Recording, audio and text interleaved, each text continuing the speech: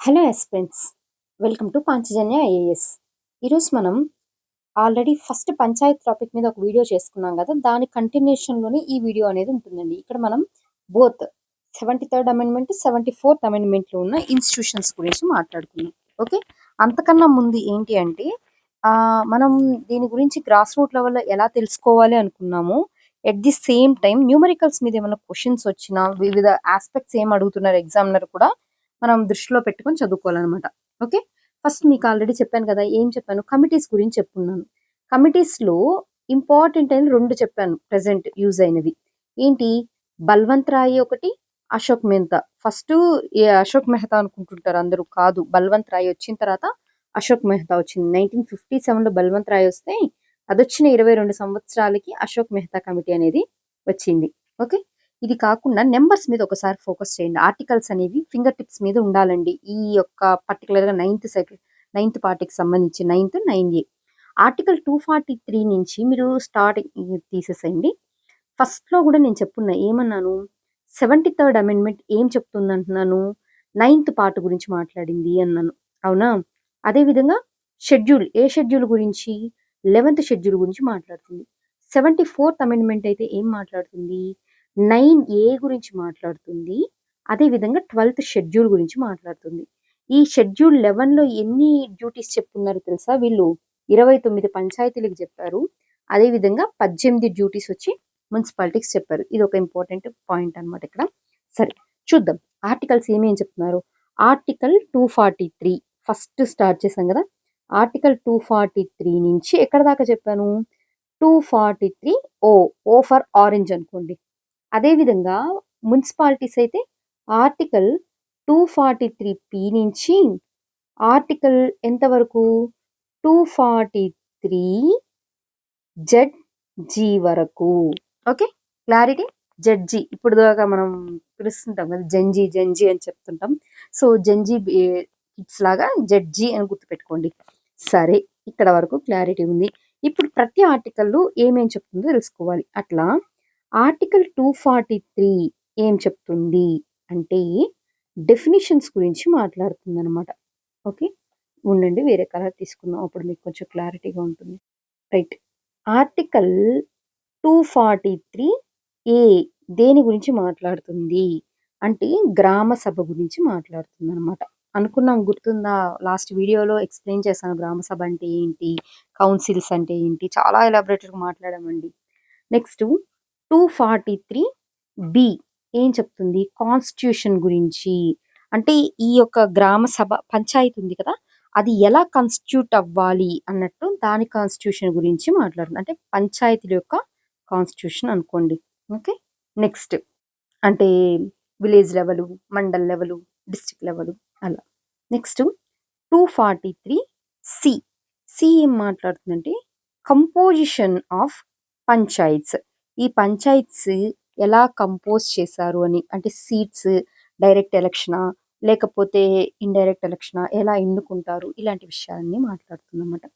అదేవిధంగా 240D ఏం మాట్లాడుతుందంటే reservations గురించి ఇక్కడ చెప్తారు. నెక్స్ట్ ఈ దీని యొక్క డ్యూరేషన్ ఎంత, టర్మ్ ఎంత, ఇలా కాన్స్టిట్యూట్ అయిన ఈ పంచాయతీలు అనేది చెప్తారు. నెక్స్ట్ ఎఫ్ వచ్చేసి డిస్క్వాలిఫికేషన్ గురించి మాట్లాడతారనమాట. ఓకే, నెక్స్ట్ జీ దగ్గర నుంచి మనం ఇంకొంచెం వేరుగా చూస్తాం. జీ ఏం చెప్తుంది, దీని యొక్క పవర్స్ ఏంటి, దీని యొక్క అథారిటీ ఏంటి, దీని యొక్క రెస్పాన్సిబిలిటీ ఏంటి, దేనిది, పంచాయతీ యొక్క. నెక్స్ట్ హెచ్ ఏంటి, ఈ యొక్క పంచాయతీకి పన్నులేసే అధికారం ఉంటుంది కదా, so power and levy, impose, taxes గురించి ఇక్కడ మాట్లాడతాం. ఇంపార్టెంట్ అండి, ఒక ఇంపార్టెంట్ బాడీ వస్తుంది ఇక్కడ. ఏంటంటే అది ఫినాన్స్ కమిషన్. సెంట్రల్ మొత్తం ఇండియా తరఫున ఒక ఫైనాన్స్ కమిషన్, ఆర్టికల్ 280 మాట్లాడతాం. కానీ స్టేట్ లెవెల్లో ఈ 73rd 74thకి సంబంధించి ఫైనాన్స్ కమిషన్ అనమాట ఎక్స్క్లూజివ్గా. నెక్స్ట్ జే ఆడిట్ గురించి ఇక్కడ మాట్లాడతాం. అదేవిధంగా కే ఏంటి, ఎలక్షన్ కమిషన్, ఇక్కడ ఒక బాడీ వచ్చింది చూసారా. నెక్స్ట్ ఎల్, ఇక్కడ నుంచి ఇంకొక డిఫరెంట్ యాంగిల్ తీసుకుంటాం. ఏంటి, యూటీస్‌కి కూడా ఇది ఎక్స్‌టెన్షన్ గురించి మాట్లాడతామనమాట. దాంతో పాటు ఎం కొన్ని ఏరియాస్‌కి ఎగ్జంప్షన్ లైక్ షెడ్యూల్డ్ ఏరియాస్ అవి ఇంకా ఎక్స్‌క్లూజివ్ గదా! సో, అందుకని ఎగ్జంప్షన్ అనమాట. నెక్స్టు ఎన్.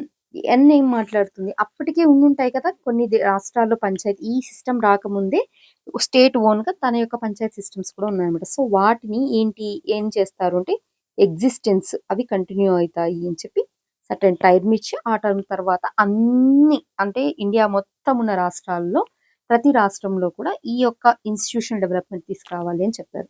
ఓహ్! ఇది చాలా ఇంపార్టెంట్ అండి. ఏంటంటే కోర్ట్స్ దీంట్లో ఇంటర్ఫియర్ అవ్వద్దు అని కోర్ట్స్ మీద బార్ అనమాట ఇది. ఓకే. రైట్. ఇది దేనికి సంబంధించింది? 73 సేమ్ స్ట్రక్చర్ 74లో ఉంటుంది. కొంచెం వేరియేషన్ అనమాట. ఎక్కడో చూద్దాం. ఏంటి 243లో మనం ఏం మాట్లాడుతున్నాం? డెఫినిషన్స్ గురించి మాట్లాడుతున్నాం. అవునా? సేమ్. ఎక్కడ స్టార్ట్ అయింది? ఇది పి నుంచి స్టార్ట్ అయింది కదా! సో, ఇక్కడ గాని మీరు గమనిస్తే 243 పి ఏం చెప్తుంది అంటే డెఫినిషన్స్ గురించి మాట్లాడుతుంది. ఇక్కడ గ్రామ సభ ఉందా? లేదు. గ్రామ సభలో గుర్తుందా? అందరూ ఓటర్స్ అందరూ మెంబర్స్‌గా ఉంటారు అని చెప్పాను అక్కడ. నెక్స్ట్ ఇక్కడ గూడా కాన్స్టిట్యూషన్ గురించి అదే విధంగా వాటి యొక్క కంపోజిషన్ గురించి. ఇక్కడ ఎక్స్‌ట్రాగా ఒకటొస్తుంది. అదేంటంటే వార్డ్ కమిటీస్. దీన్ని మాట్లాడదామండి. ఇది సందర్భం వచ్చినప్పుడు ఎక్స్‌క్లూజివ్‌గా మాట్లాడతాను. Ward committees. నెక్స్ట్ ఇక్కడ ఎస్ రిజర్వేషన్స్ 243 ఎస్. అదేవిధంగా 243 టీ ఏం చెప్తుంది? డ్యూరేషన్. యూ ఏం చెప్తుందంటే డిస్‌క్వాలిఫికేషన్. ఇక్కడ నుంచి వేరే. ఎందుకు ఇట్లా రాస్తున్నాను అనేది చెప్తాను చూడండి. ఇక్కడ చూడండి. ఎస్‌టియువి 243 ఏంటంటే సేమ్ అక్కడలాగే ఇక్కడ కూడా వీటి యొక్క పవర్స్, అథారిటీస్ గురించి మాట్లాడతాం. హెచ్ ఏంటి అంటే వి, డబ్ల్యూ ఒక్క నిమిషం సారీ. ఒక చిన్న కరెక్షన్ వచ్చింది చూడండి ఇక్కడ. అంతే జాగ్రత్తగా రాసుకోవాలనమాట అందుకనే వీటి గురించి. ఎందుకంటే ఎక్కువ నెంబర్స్ ఉన్నాయి కదా! అందువల్ల టి, యు, వి.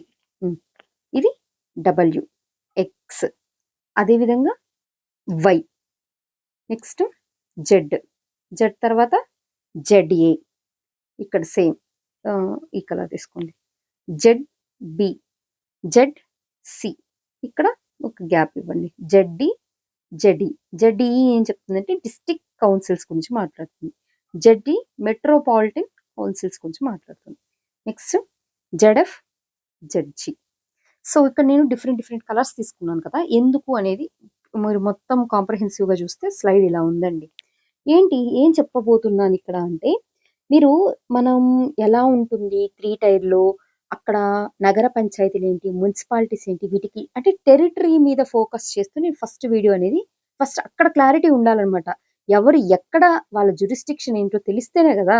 మనం ఆ పర్సన్స్ గురించి వాళ్ళ యొక్క విధులేంటి అవన్నీ మాట్లాడతాం. అదంతా సెకండరీ. అసలు ఫస్ట్ మీకు ఆ అవగాహన అనేది ఉండాలి. అందుకే 1 అవర్ టైం తీసుకొని మరి అది ఎక్స్‌ప్లెయిన్ చేసింది. అది చూసిన తర్వాత ఇది చూడండి. ఇప్పుడు మీకు టెరిటరీసు ఎవరెవరు ఎక్కడుంటారు ఈ విషయం తెలుసు కదా! దాన్ని ఇంకొంచెం డెప్త్‌లో ఇక్కడంతా మాట్లాడుతా. అంటే ఒక పొలిటీషియన్‌గా ఎలా అర్థం కావాలో విషయం మీకలా అర్థం కావాలనమాట. మనం అంతే అండి స్టూడెంట్స్‌ం గదా! మనం వీలైనప్పుడల్లా పొలిటీషియన్ అవతారం ఎత్తాలి. ఒకసారి జర్నలిస్ట్ అవతారం ఎత్తాలి. ఇంకోసారి అనాలిసిస్, ఇంకోసారి ప్రొఫెసర్ అన్ని రోల్స్ ప్లే చేయాలనమాట. అప్పుడే వాళ్ళ వ్యూలోంచి మనకి ఇది క్లారిటీ వస్తుంది. అంటే అంత డెప్త్‌గా చదవని అది కాదు నేను చెప్పేది కానీ, మీకు విషయం అనేది క్లారిటీగా ఉండాలి. ఒక్కసారి విషయం క్లారిటీగా ఉందనుకోండి ఆలోచించండి. ఎలాంటి క్వెషన్ అయినా ఇవ్వనియండి. మీరైతే ఆన్సర్ పెడతారు. అవునా? మళ్ళీ చదవాల్సిన అవసరం ఉండదు. అది నా ఇంటెన్షన్ అనమాట. సో, అందుకని మనం ఏంటంటే 243 ఎఫ్ వరకు ఒక సెనారియోలో ఎళ్తది స్టోరీ అంతా. అక్కడి నుంచి ఇది చూడండి. ఇదంతా కూడా ఏంటి ఒక అడ్మినిస్ట్రేటివ్ ఫంక్షన్స్ లాగే ఉన్నాయా? అంటే ఫైనాన్స్ కమిషన్‌ని కాన్స్టిట్యూట్ చేయడం కానీ, ఎలక్షన్స్‌ని కానీ ఇలాంటివన్నీ. మనం ఏం చేద్దామంటే అండి, ఎలక్షన్ కమిషన్ ఇక్కడ మాట్లాడున్నాం కదా! ఎలక్షన్ కమిషన్‌ని కూడా తీసుకపోయి ఈ ఫస్ట్ సెగ్మెంట్‌లోనే మాట్లాడేద్దాం. సో దట్ ఏమైతుంది అంటే ఎలక్షన్ కమిషన్ అనేది సెపరేట్ ఎంటిటీగా కనుకుంటున్నా మనకి ఇదే విషయంలో క్లారిటీ వస్తుంది. ఇంకా ఫైనల్‌గా ఏంటి అంటే ఇదంతా ఇంకొంచెం చిన్న ఉంటాయన్నమాట. కొంచెం విషయాలని. అవన్నీ యూటీస్‌కి ఎలా ఎక్స్‌టెన్షను ఏంటి ఇవన్నీ చూస్తాం.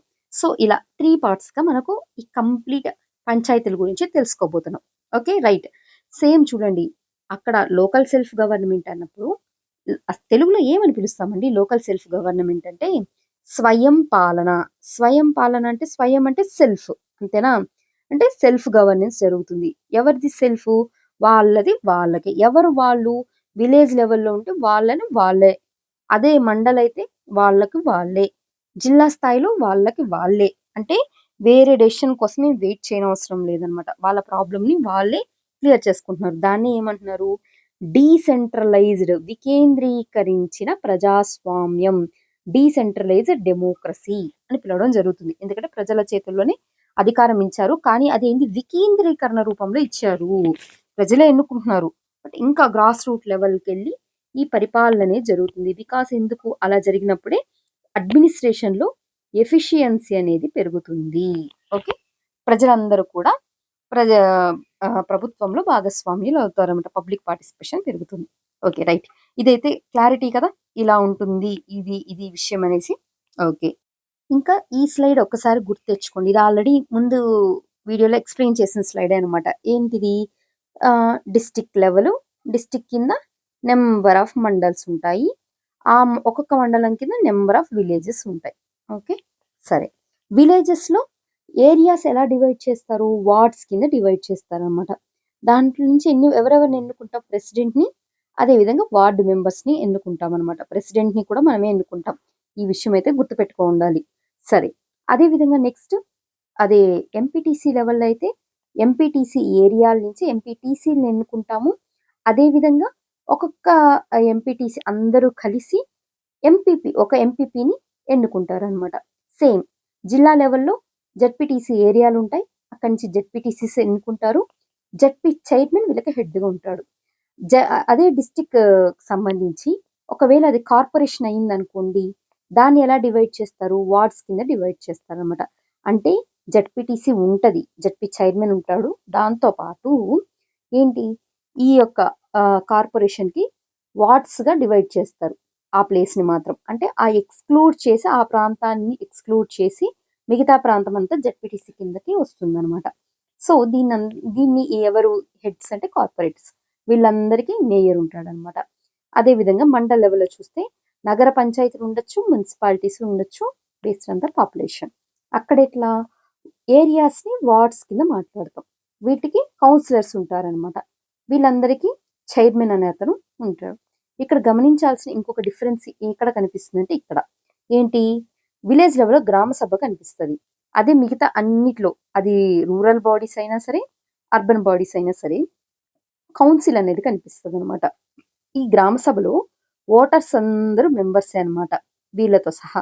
సో, ఇక్కడ ఎగ్జిక్యూటివ్ అనేది గ్రామ సభకి రెస్పాన్సిబుల్‌గా ఉండాలి. మిగతా అన్నిట్లో అంటే అది ఎంపీటీసీ అయినా, జెడ్పీటీసీ అయినా, కార్పొరేషన్ అయినా సరే, మున్సిపాలిటీ అయినా, నగర పంచాయతీ అయినా సరే, ఎగ్జిక్యూటివ్ అనేది కౌన్సిల్‌కి రెస్పాన్సిబుల్‌గా ఉండాలి.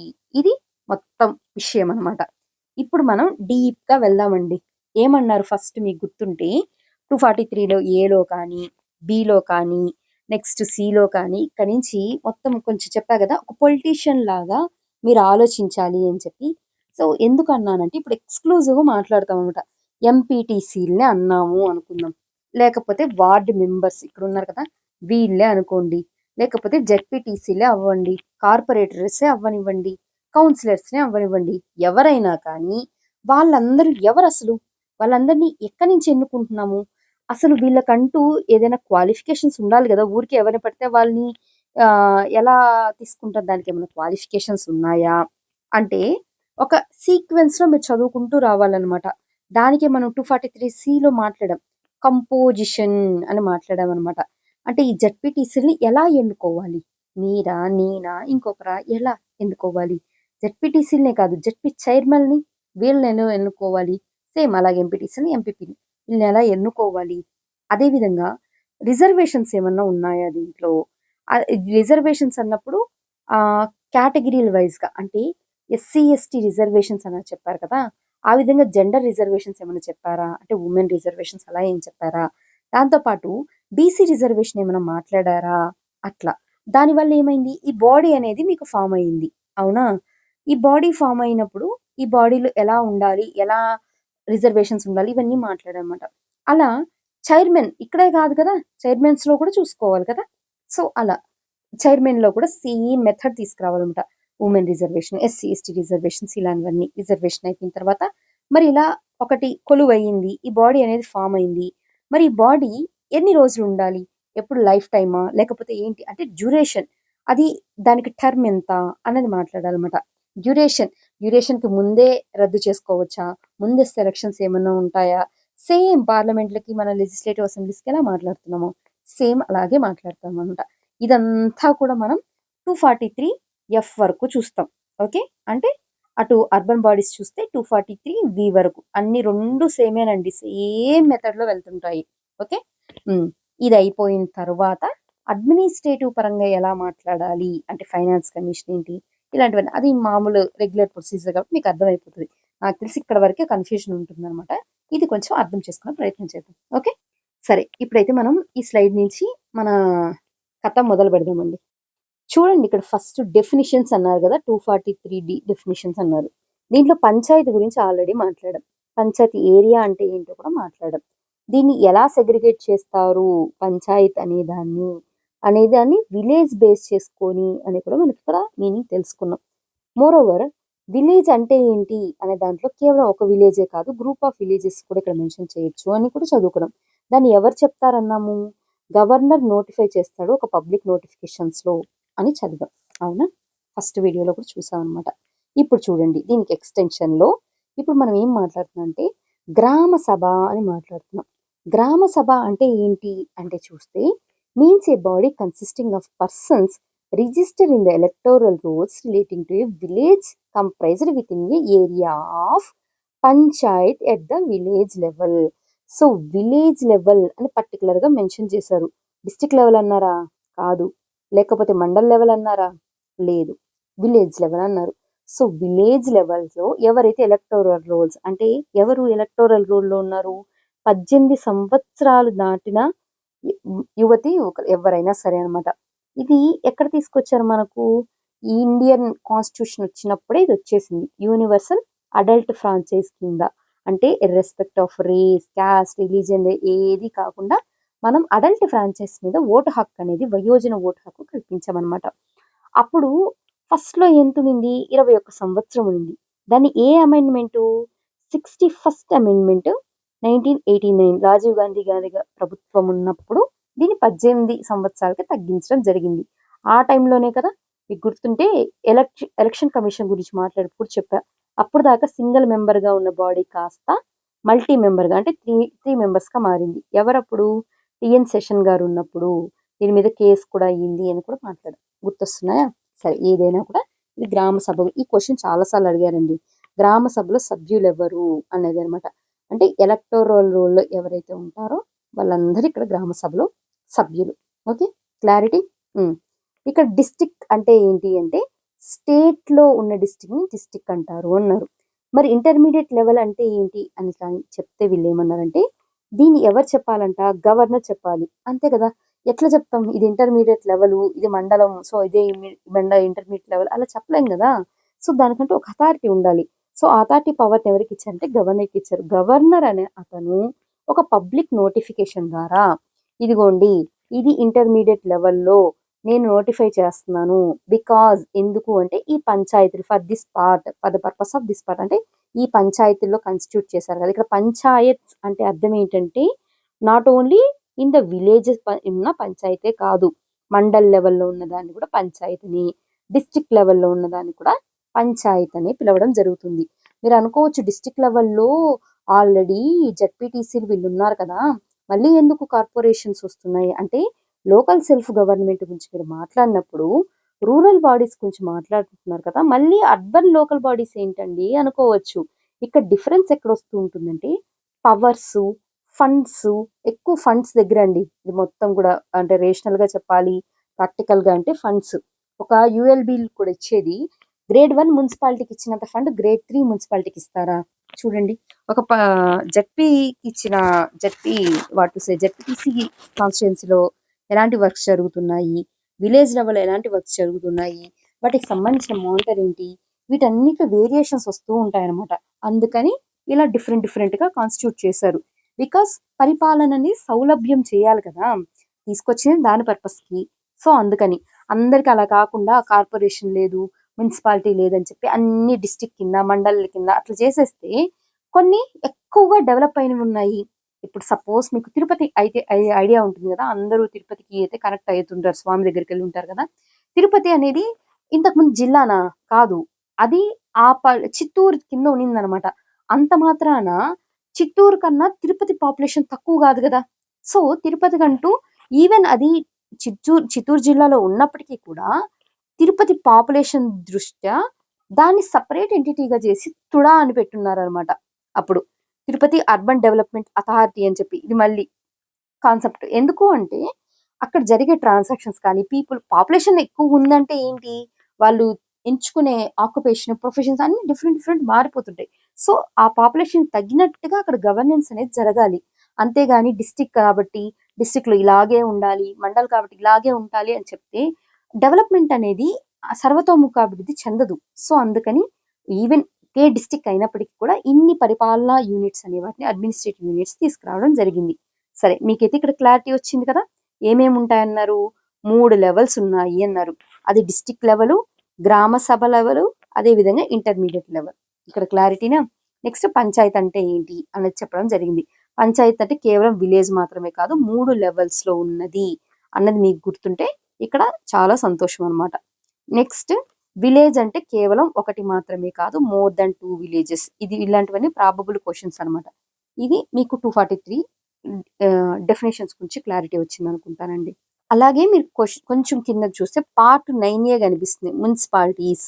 243P సేమ్ దాన్నే ఇక్కడ కూడా రిప్లికా చేసుకుంటూ వస్తారు. డెఫినిషన్స్ అక్కడేంటి 243D అనేది ఏం చెప్పింది మనకు అక్కడ, పంచాయత్. దీన్ని ఏమని పిలుస్తున్నాను నేను, పంచాయత్ అని పిలుస్తున్నాను చెప్పింది కదా. సో అలాగే ఇక్కడ 243PE ఏం చెప్తుందంటే మున్సిపాలిటీస్. అంటే వీళ్ళు చెప్పేదాన్ని మున్సిపాలిటీ అంటే ఏంటంటే ఒక వ్యవస్థ, ఒక ఇన్స్టిట్యూషన్ ఆఫ్ సెల్ఫ్ గవర్నమెంట్. ఎక్కడ అది ఏ విధంగా 243 కింద క్యూ కింద చెప్పారు అని. ఇదిగోండి ఇక్కడ మున్సిపాలిటీస్ గురించి మాట్లాడారు. అక్కడ ఆ పార్ట్ 9 పేరే ఏంటి, పంచాయత్స్.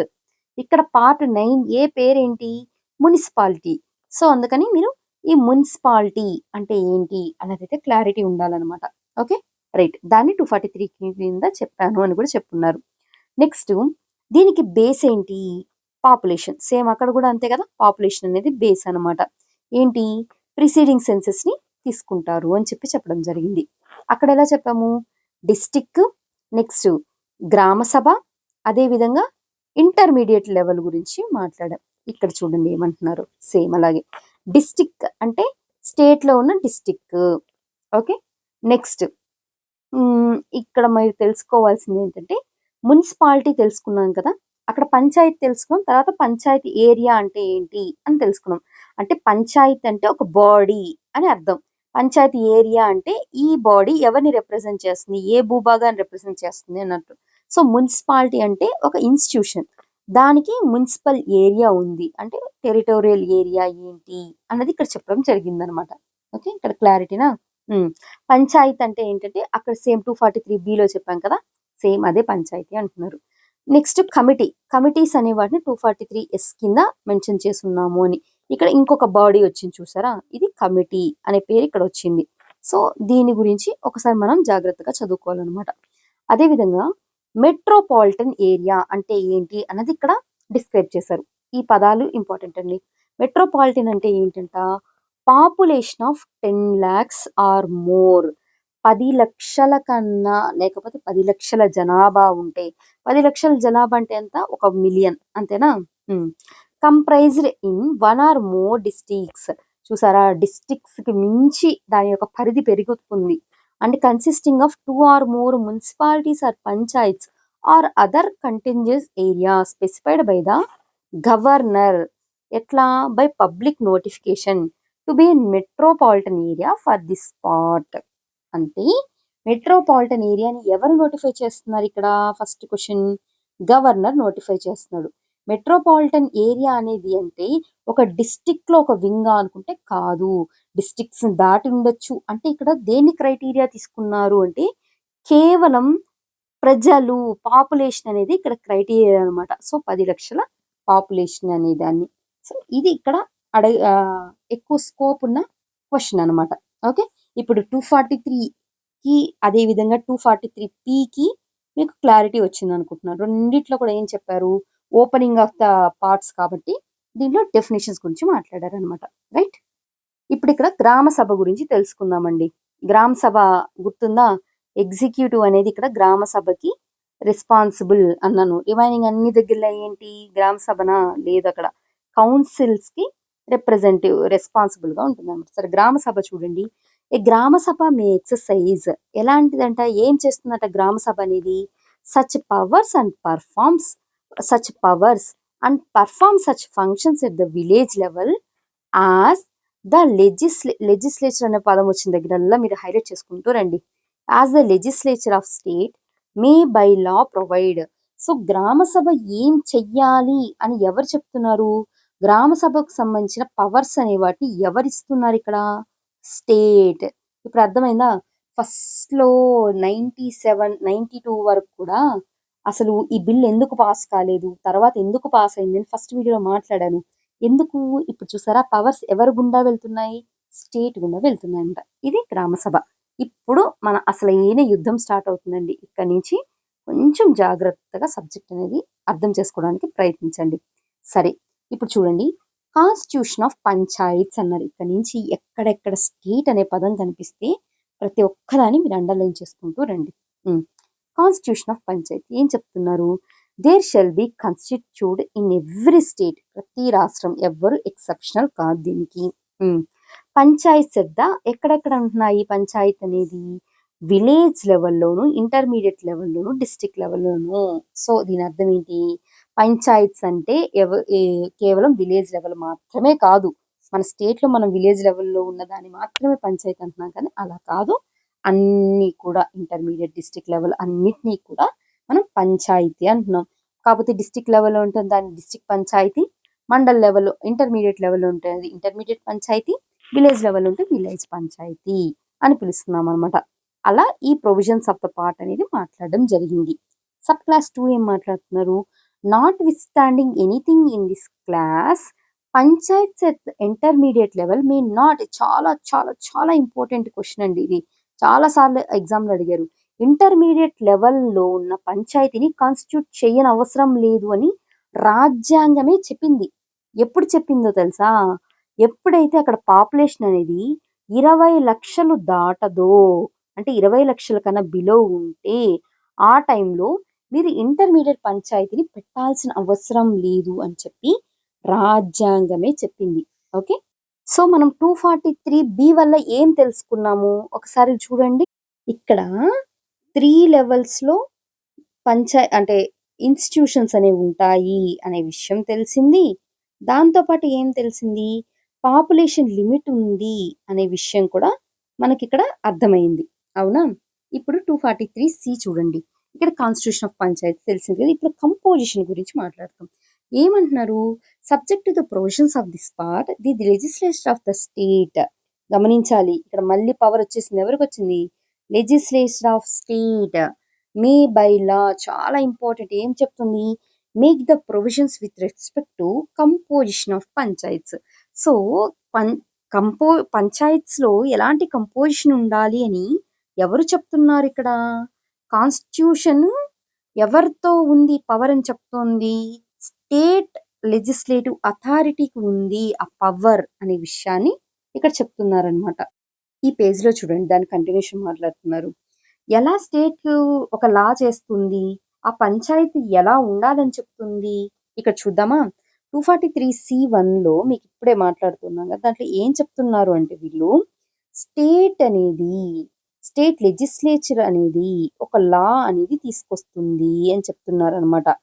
ఆ లా ఎలా ఉండాలి, ఏ గైడ్ లైన్స్ అనుగుణంగా ఉండాలి అంటే ఇప్పుడు చెప్తుంది రాజ్యాంగం. సో ఆ కంపోజిషన్ అనేది ఇలా ఉండాలండి అంటుంది. ఎలా ఉండాలంట? Ratio between the population of territorial Panchayat at any level. అంటే అది విలేజ్ లెవెల్ అయినా సరే, ఇంటర్మీడియట్ లెవెల్ అయినా సరే, డిస్ట్రిక్ట్ లెవెల్ అయినా సరే, at any level and the number of seats in such panchayat to be fulfilled by the election election ద్వారా దాన్ని భర్తీ చేయాలనే విషయం చెప్తున్నారు ఇక్కడ. Election shall so far as practical be the same throughout the state. ఈ కాన్సెప్ట్ ని మనం ఇక్కడ చూద్దామండి. దీన్ని ఏమని పిలుస్తారంటే సీట్ టు పాపులేషన్ రేషియో అని పిలుస్తారు. ఇది చాలా దగ్గర మనం ఆల్రెడీ చదువున్నాం.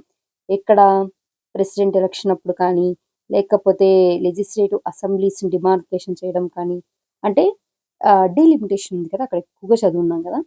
అంటే ఏంటి, దేనికైనా ప్రాతిపదిక ఏం చెప్తున్నారు, పాపులేషన్ అనేది ప్రాతిపదిక తీసుకుంటున్నాం, అవునా. సో ఆ పాపులేషన్ని బట్టి సీట్స్ అనేవి ఫిక్స్ అవుతున్నాయి. సో దాన్ని మనం ఏమంటున్నామంటే సీట్స్ టు పాపులేషన్ రేషియో అంటున్నాము. ఇప్పుడు ఫర్ ఎగ్జాంపుల్ అది ఏదైనా కానివ్వండి, ఏ లెవెల్ అయినా కానివ్వండి, విలేజ్ లెవెల్ కానీ, లేకపోతే మండల్ లెవెల్లో కానీ, డిస్టిక్ లెవెల్లో ఏదైనా తీసుకోండి. ఇప్పుడు ఫర్ ఎగ్జాంపుల్ ఒక డిస్టిక్కే తీసుకుందాం. ఒక డిస్టిక్లో ఏమంటే 1,00,000 మంది ఉన్నారనుకోండి. ఇంకో డిస్టిక్లో ఒక సపోజ్ 90 లక్షల మంది ఉన్నారని 90,000 ఉన్నారనుకోండి. ఇంకో డిస్టిక్లో 2 లక్షల మంది ఉన్నారు అనుకుందాం ఫర్ ఎగ్జాంపుల్. ఇదంతా మనం ఏ లెవెల్లో మాట్లాడుతున్నాం, డిస్ట్రిక్ట్స్కి సంబంధించి. సో ఆ స్టేట్లో ఉన్న పాపులేషన్ అంతా కూడా ఇక్కడ కన్సిడర్ చేస్తే ఎంత వచ్చిందంట, సపోజ్ ఒక 60 లక్షలు వచ్చింది అనుకుందాం. 60 లక్షలు వస్తే సీట్స్ 60 సీట్స్ ఉన్నాయి అనుకుందాం. ఓకే, 60 సీట్స్ ఉన్నప్పుడు ఎంత అవుతుందండి మొత్తం, అప్పుడు 1,00,000 అంతేనా. ఒక్కొక్క సీట్ నుంచి అంటే ఒక్కొక్క రిప్రజెంటేటివ్ అనే అతను ఏం చేయాలి, 1,00,000 మంది ప్రజల్ని రిప్రజెంట్ చేయాలి. ఇది స్టేట్ మొత్తం పెట్టుకున్న ఒక ఫార్ములా అనమాట. ఇక్కడ సీట్స్ అంటే అర్థం ఏంటి, ఆ కాన్స్టిట్యుయెన్సీస్ గురించి మాట్లాడుతున్నాం. సో 60 కాన్స్టిట్యుయెన్సీస్ ఉన్నాయి. ఆ ఈచ్ కాన్స్టిట్యుయెన్సీకి ఒక రిప్రజెంటేటివ్ అనే అతను ఉంటున్నాడు అనమాట. క్లారిటీ. ఇప్పుడు చూడండి, సపోజ్ ఇక్కడ 1,00,000 మంది అన్నాం కదా ఈ డిస్టిక్లో. అంటే ఒక 1,00,000 మంది తీసుకోండి. ఆ 1,00,000 మంది బై ఒకరు, అంటే మీరు తీసుకున్న ఫార్ములాని బట్టి ఒక పర్సన్ 1,00,000 మందిని రిప్రజెంట్ చేయాలన్నారు. ఆ కండిషన్ ఇక్కడ సాటిస్ఫై అయింది కదా, 1,00,000 మంది ఉన్నారు, ఒక పర్సన్ 1,00,000 మందిని రిప్రజెంట్ చేస్తున్నారు. మరి డిస్ట్రిక్ట్ 2లో ఒక పర్సన్ ఉన్నాడు, ఆయన 90,000 మందిని రిప్రజెంట్ చేస్తున్నాడు. Okay, some are more are good. ఇంకొక కాన్స్టిట్యుయెన్సీ, ఇంకో డిస్ట్రిక్ట్ తీసుకుంటే అక్కడ ఒక పర్సన్ 2,00,000 మందిని రిప్రజెంట్ చేస్తున్నాడు అనమాట. అంటే ఇక్కడ 1,00,000 మంది, ఇక్కడ 90,000 మంది, ఇక్కడ 2,00,000 మందికి ఒకరు. సో 1,00,000 మంది ఒక పర్సన్కి చెప్పుకుంటున్నారు, 90,000 మంది ఒక పర్సన్ కానీ ఇక్కడ 2,00,000 మంది ఒక పర్సన్కి చెప్పుకుంటున్నారు. అంటే ఈ డిస్ట్రిక్ట్ 3లో ఉన్న ఓటర్ యొక్క ప్రాధాన్యత అనేది తగ్గింది కదా. సో ఇక్కడ చెప్పేది అదే అనమాట, ఇలా ప్రాధాన్యత అనేది తగ్గకూడదు. ప్రతి కాన్స్టిట్యుయెన్సీలో అంటే ఇక్కడ చూసినా, ఇక్కడ చూసినా, ఇక్కడ చూసినా ఓటర్కి సముచిత ప్రాధాన్యం ఉండాలి. ఆ విధంగా ఉండాలంటే ఏం చేయాలప్పుడు, ఈ పాపులేషన్ ఏదైతే ఉందో ఆ పాపులేషన్ని వేరే కాన్స్టిట్యుయెన్సీలో కలిపి ఇక్కడ 1,00,000 వచ్చేటట్టు చేసి, ఓకే ఈ సీట్ నుంచి ఈ రిప్రజెంటేటివ్ కూడా, ఈ ప్రతినిధి ఒక్క పర్సన్ని రిప్రజెంట్ చేసే విధంగా చూసుకోవాల్సిన బాధ్యత అక్కడున్న ఈ ఎలక్షన్ కమిషన్ మీద ఉంటుందన్నమాట. ఎందుకనండి ఇక్కడ నేను టెరిటరీ గురించే మాట్లాడాను. మీరు అనుకోవచ్చు, ఇప్పుడు సపోజ్ పాపులేషన్ ఇలా 2,00,000 ఉన్నప్పుడు దీన్ని ఇద్దరుగా 2 సీట్స్గా మార్చొచ్చు కదా అని కూడా ఉండొచ్చు. బట్ ఇక్కడ సీట్స్ అనేవి మనం ఇక్కడ ఫిక్స్ చేసాం, 60 అనేది మనం సీట్స్ కింద తీసుకున్నాం కదా. సో అందుకని దీన్ని ఏం మార్చలేమన్నమాట. సీట్స్ అనేవి 60లోనే ఉండాలి. బట్ మనం ఏం చేస్తున్నాం, ఈ పాపులేషన్ తీసుకెళ్ళి వేరే కాన్స్టిట్యుయెన్సీతో కలిపి అక్కడ సేమ్ అదే సముచిత ప్రాధాన్యం వచ్చేట్టు చేస్తున్నామంట. So seat to population ratio అంటే అదనమాట. ప్రతినిధి కూడా ఈ డిస్ట్రిక్ట్లో ఎంతమందిని రిప్రజెంట్ చేస్తున్నాడు, ఈ డిస్ట్రిక్ట్లోనూ అంతే మందిని రిప్రజెంట్ చేస్తాడు, ఈ డిస్ట్రిక్ట్లోనూ అంతే మందిని రిప్రజెంట్ చేసే విధంగా యూనిఫామ్ సైజ్లో శాంపుల్ అంటే ఎలక్టోరల్ పర్సన్స్ అనే వాళ్ళు ఉన్నట్టుగా చూస్తారనమాట. నెక్స్ట్ సెకండ్ చూడండి ఏమంటున్నారు, ఇక్కడికైతే మీకు క్లారిటీ కదా, సీట్ టు పాపులేషన్ రేషియో అంటే ఏంటనేసి. అంటే ఇట్లా చూసుకోండి, సీట్ పాపులేషన్. సీట్ అంటే అర్థం ఇక్కడ ఏంటి అంటే ఒక రిప్రజెంటేటివ్, ఒక ప్రతినిధి ఎంత మందికి ప్రాతినిధ్యం వహిస్తున్నాడు అని చెప్తున్నారు అనమాట. Next all the seats in panchayat shall be fulfil panchayat అన్న దగ్గరల్లా మీరు గుర్తెచ్చుకోవాల్సిన 3 కూడా గుర్తెచ్చుకోవాలి. Shall be filled by a person chosen by ఎలా అని చెప్తున్నారు ఇక్కడ క్లారిటీగా చెప్పారు చూడండి. Direct election from territorial constituencies in the panchayat area and for this purpose each panchayat area shall be divided into territorial constituencies in such a manner that the ratio between the దేనికంట population of each constituency and the number of seats allotted to it so far as practical be same throughout the panchayat area. Okay, ఏమన్నారు చూడండి, ఇక్కడ క్లారిటీగా చెప్పారు. ఒక sample అనేది ఉండాలి అని నన్ను గుర్తుందా మీకు? విలేజ్ లెవెల్లో ఇదే శాంపుల్, ఆ మండల్ లెవెల్లో ఇలాంటి శాంపులే ఉంటుంది, డిస్ట్రిక్ట్ లెవెల్లో ఇలా. అంటే విలేజ్ లెవెల్ ఎవరు ఉంటారు? వార్డు మెంబర్సు, సర్పంచు వీళ్ళు. అదే మండల్ లెవెల్లో అయితే మున్సిపాలిటీస్ ఎంపీటీసీస్ ఉంటారు. డిస్ట్రిక్ట్ లెవెల్లో జడ్పీటీసీస్ ఉంటారు అన్నాం కదా. సో వీళ్ళు పంచాయత్ అంటే ఇక్కడ ముగ్గురు గురించి చెప్పేస్తున్నారు అనమాట. వీటిలో ఉన్న మెంబర్స్ అందరూ కూడా అంట సింగిల్ స్టేట్మెంట్ లో చెప్పారు చూడండి. ఇది చాలా ఇంపార్టెంట్. ఏమంటున్నారు?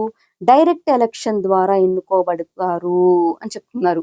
సో డైరెక్ట్ ఎలక్షన్ ద్వారా ఎన్నుకోబడతారు అనే ఒక విషయం చెప్తూనే సెకండ్ థింగ్ ఎలా చెప్తున్నారు? ఆ డైరెక్ట్ ఎలక్షన్ దేని మీద బేస్ చేసుకొని జరుగుతుందంట?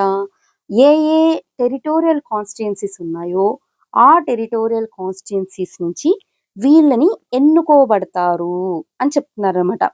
దాంతో చెప్తూ వీళ్ళు ఇంకా ఏమంటున్నారు? ఇందాక మనం అన్నాం చూడండి, సీట్ టు పాపులేషన్ రేషియో అనేది దాన్ని మెయింటైన్ చెయ్యాలి అంటున్నారు. విలేజ్ లెవెల్ అయితే విలేజ్ లెవెల్ అంతా కూడా, అదే విధంగా మండల్ అయితే మండల్ లెవెల్ అంతా కూడా, జిల్లా లెవెల్ అయితే డిస్ట్రిక్ట్ లెవెల్ అంతా కూడా. అక్కడతో సరిపోలేదు, అది ఎలా ఉండాలంట? త్రూ అవుట్ ద స్టేట్ కూడా సేమ్ అలాగే ఉండాలి. అంటే స్టేట్ లో ఏ డిస్ట్రిక్ట్ లో చూసినా సరే విలేజెస్ అనేవి సేమ్ రిప్రజెంటేషన్ లో కనిపించాలి, మండల్స్ అనేవి సేమ్ రిప్రజెంటేషన్ లో కనిపించాలి, డిస్ట్రిక్ట్స్ అనేవి సేమ్ రిప్రజెంటేషన్ లో కనిపించాలి అన్నది వీళ్ళు చెప్తున్నారు అనమాట. ఇప్పుడు 243C చూడండి. ఇప్పటికైతే క్లారిటీ కదా. ఫస్ట్ ఏమన్నారు? కాన్స్టిట్యుయెన్సీస్ అన్నిటివి ఎలా కంపోజ్ చేయాలి అనే విధంగా మాట్లాడారనమాట. అంటే ఇదిగోండి ఇలా మీరు ఒక క్లారిటీగా కాన్స్టిట్యుయెన్సీస్ అనేవి డిమార్కేట్ చేసుకోవాలి అని చెప్పి ఫస్ట్ చెప్పారు. సెకండ్ లో డైరెక్ట్ ఎలక్షన్ ఎలా జరగాలో చెప్పారు. ఇప్పుడు థర్డ్ ఏం చెప్తున్నారు చూడండి. ఇక్కడ కూడా లెజిస్లేచర్ ఆఫ్ స్టేట్ అనేది వచ్చేసింది చూడండి.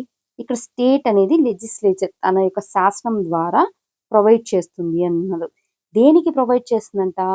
ప్రాతినిధ్యం గురించి మాట్లాడుతున్నమాట. ఏం ప్రాతినిధ్యం చూసారా?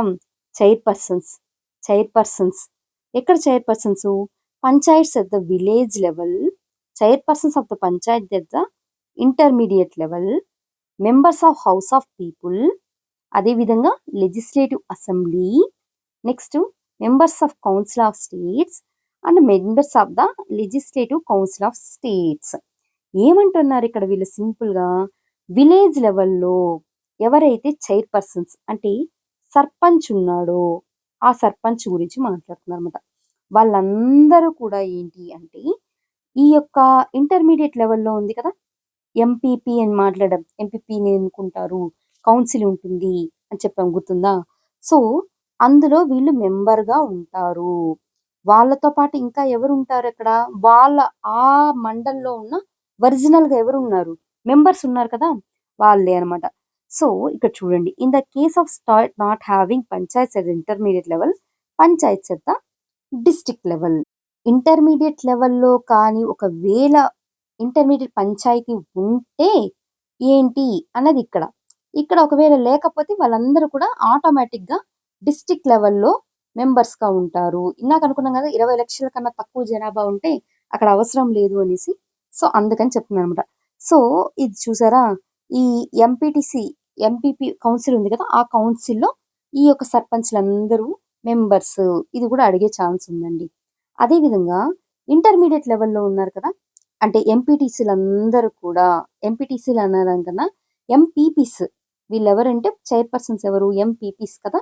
సో వీళ్ళందరూ కూడా డిస్ట్రిక్ట్ లెవెల్లో మెంబర్స్ గా ఉంటారు అని. డిస్ట్రిక్ట్ లెవెల్కి ఆల్రెడీ ఉన్నారు ఎవరు? జెడ్పీటీసీస్, జెడ్పీ చైర్మన్ దాంట్లో వీళ్ళు ఉంటారు అంటున్నారు.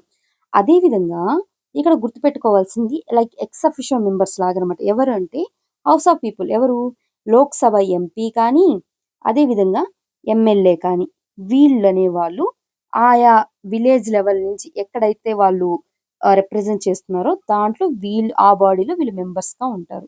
దాంతోపాటు ఈ కౌన్సిల్ ఆఫ్ స్టేట్స్ అంటే రాజ్యసభ ఎంపీ ఎవరు ఉంటారో ఆయన కానీ లేకపోతే ఎమ్మెల్సీ కానీ వాళ్ళు కూడా ఆయా నియోజకవర్గాల్లో వాళ్ళు మెంబర్స్గా ఉంటారు అని చెప్పడం జరిగిందనమాట.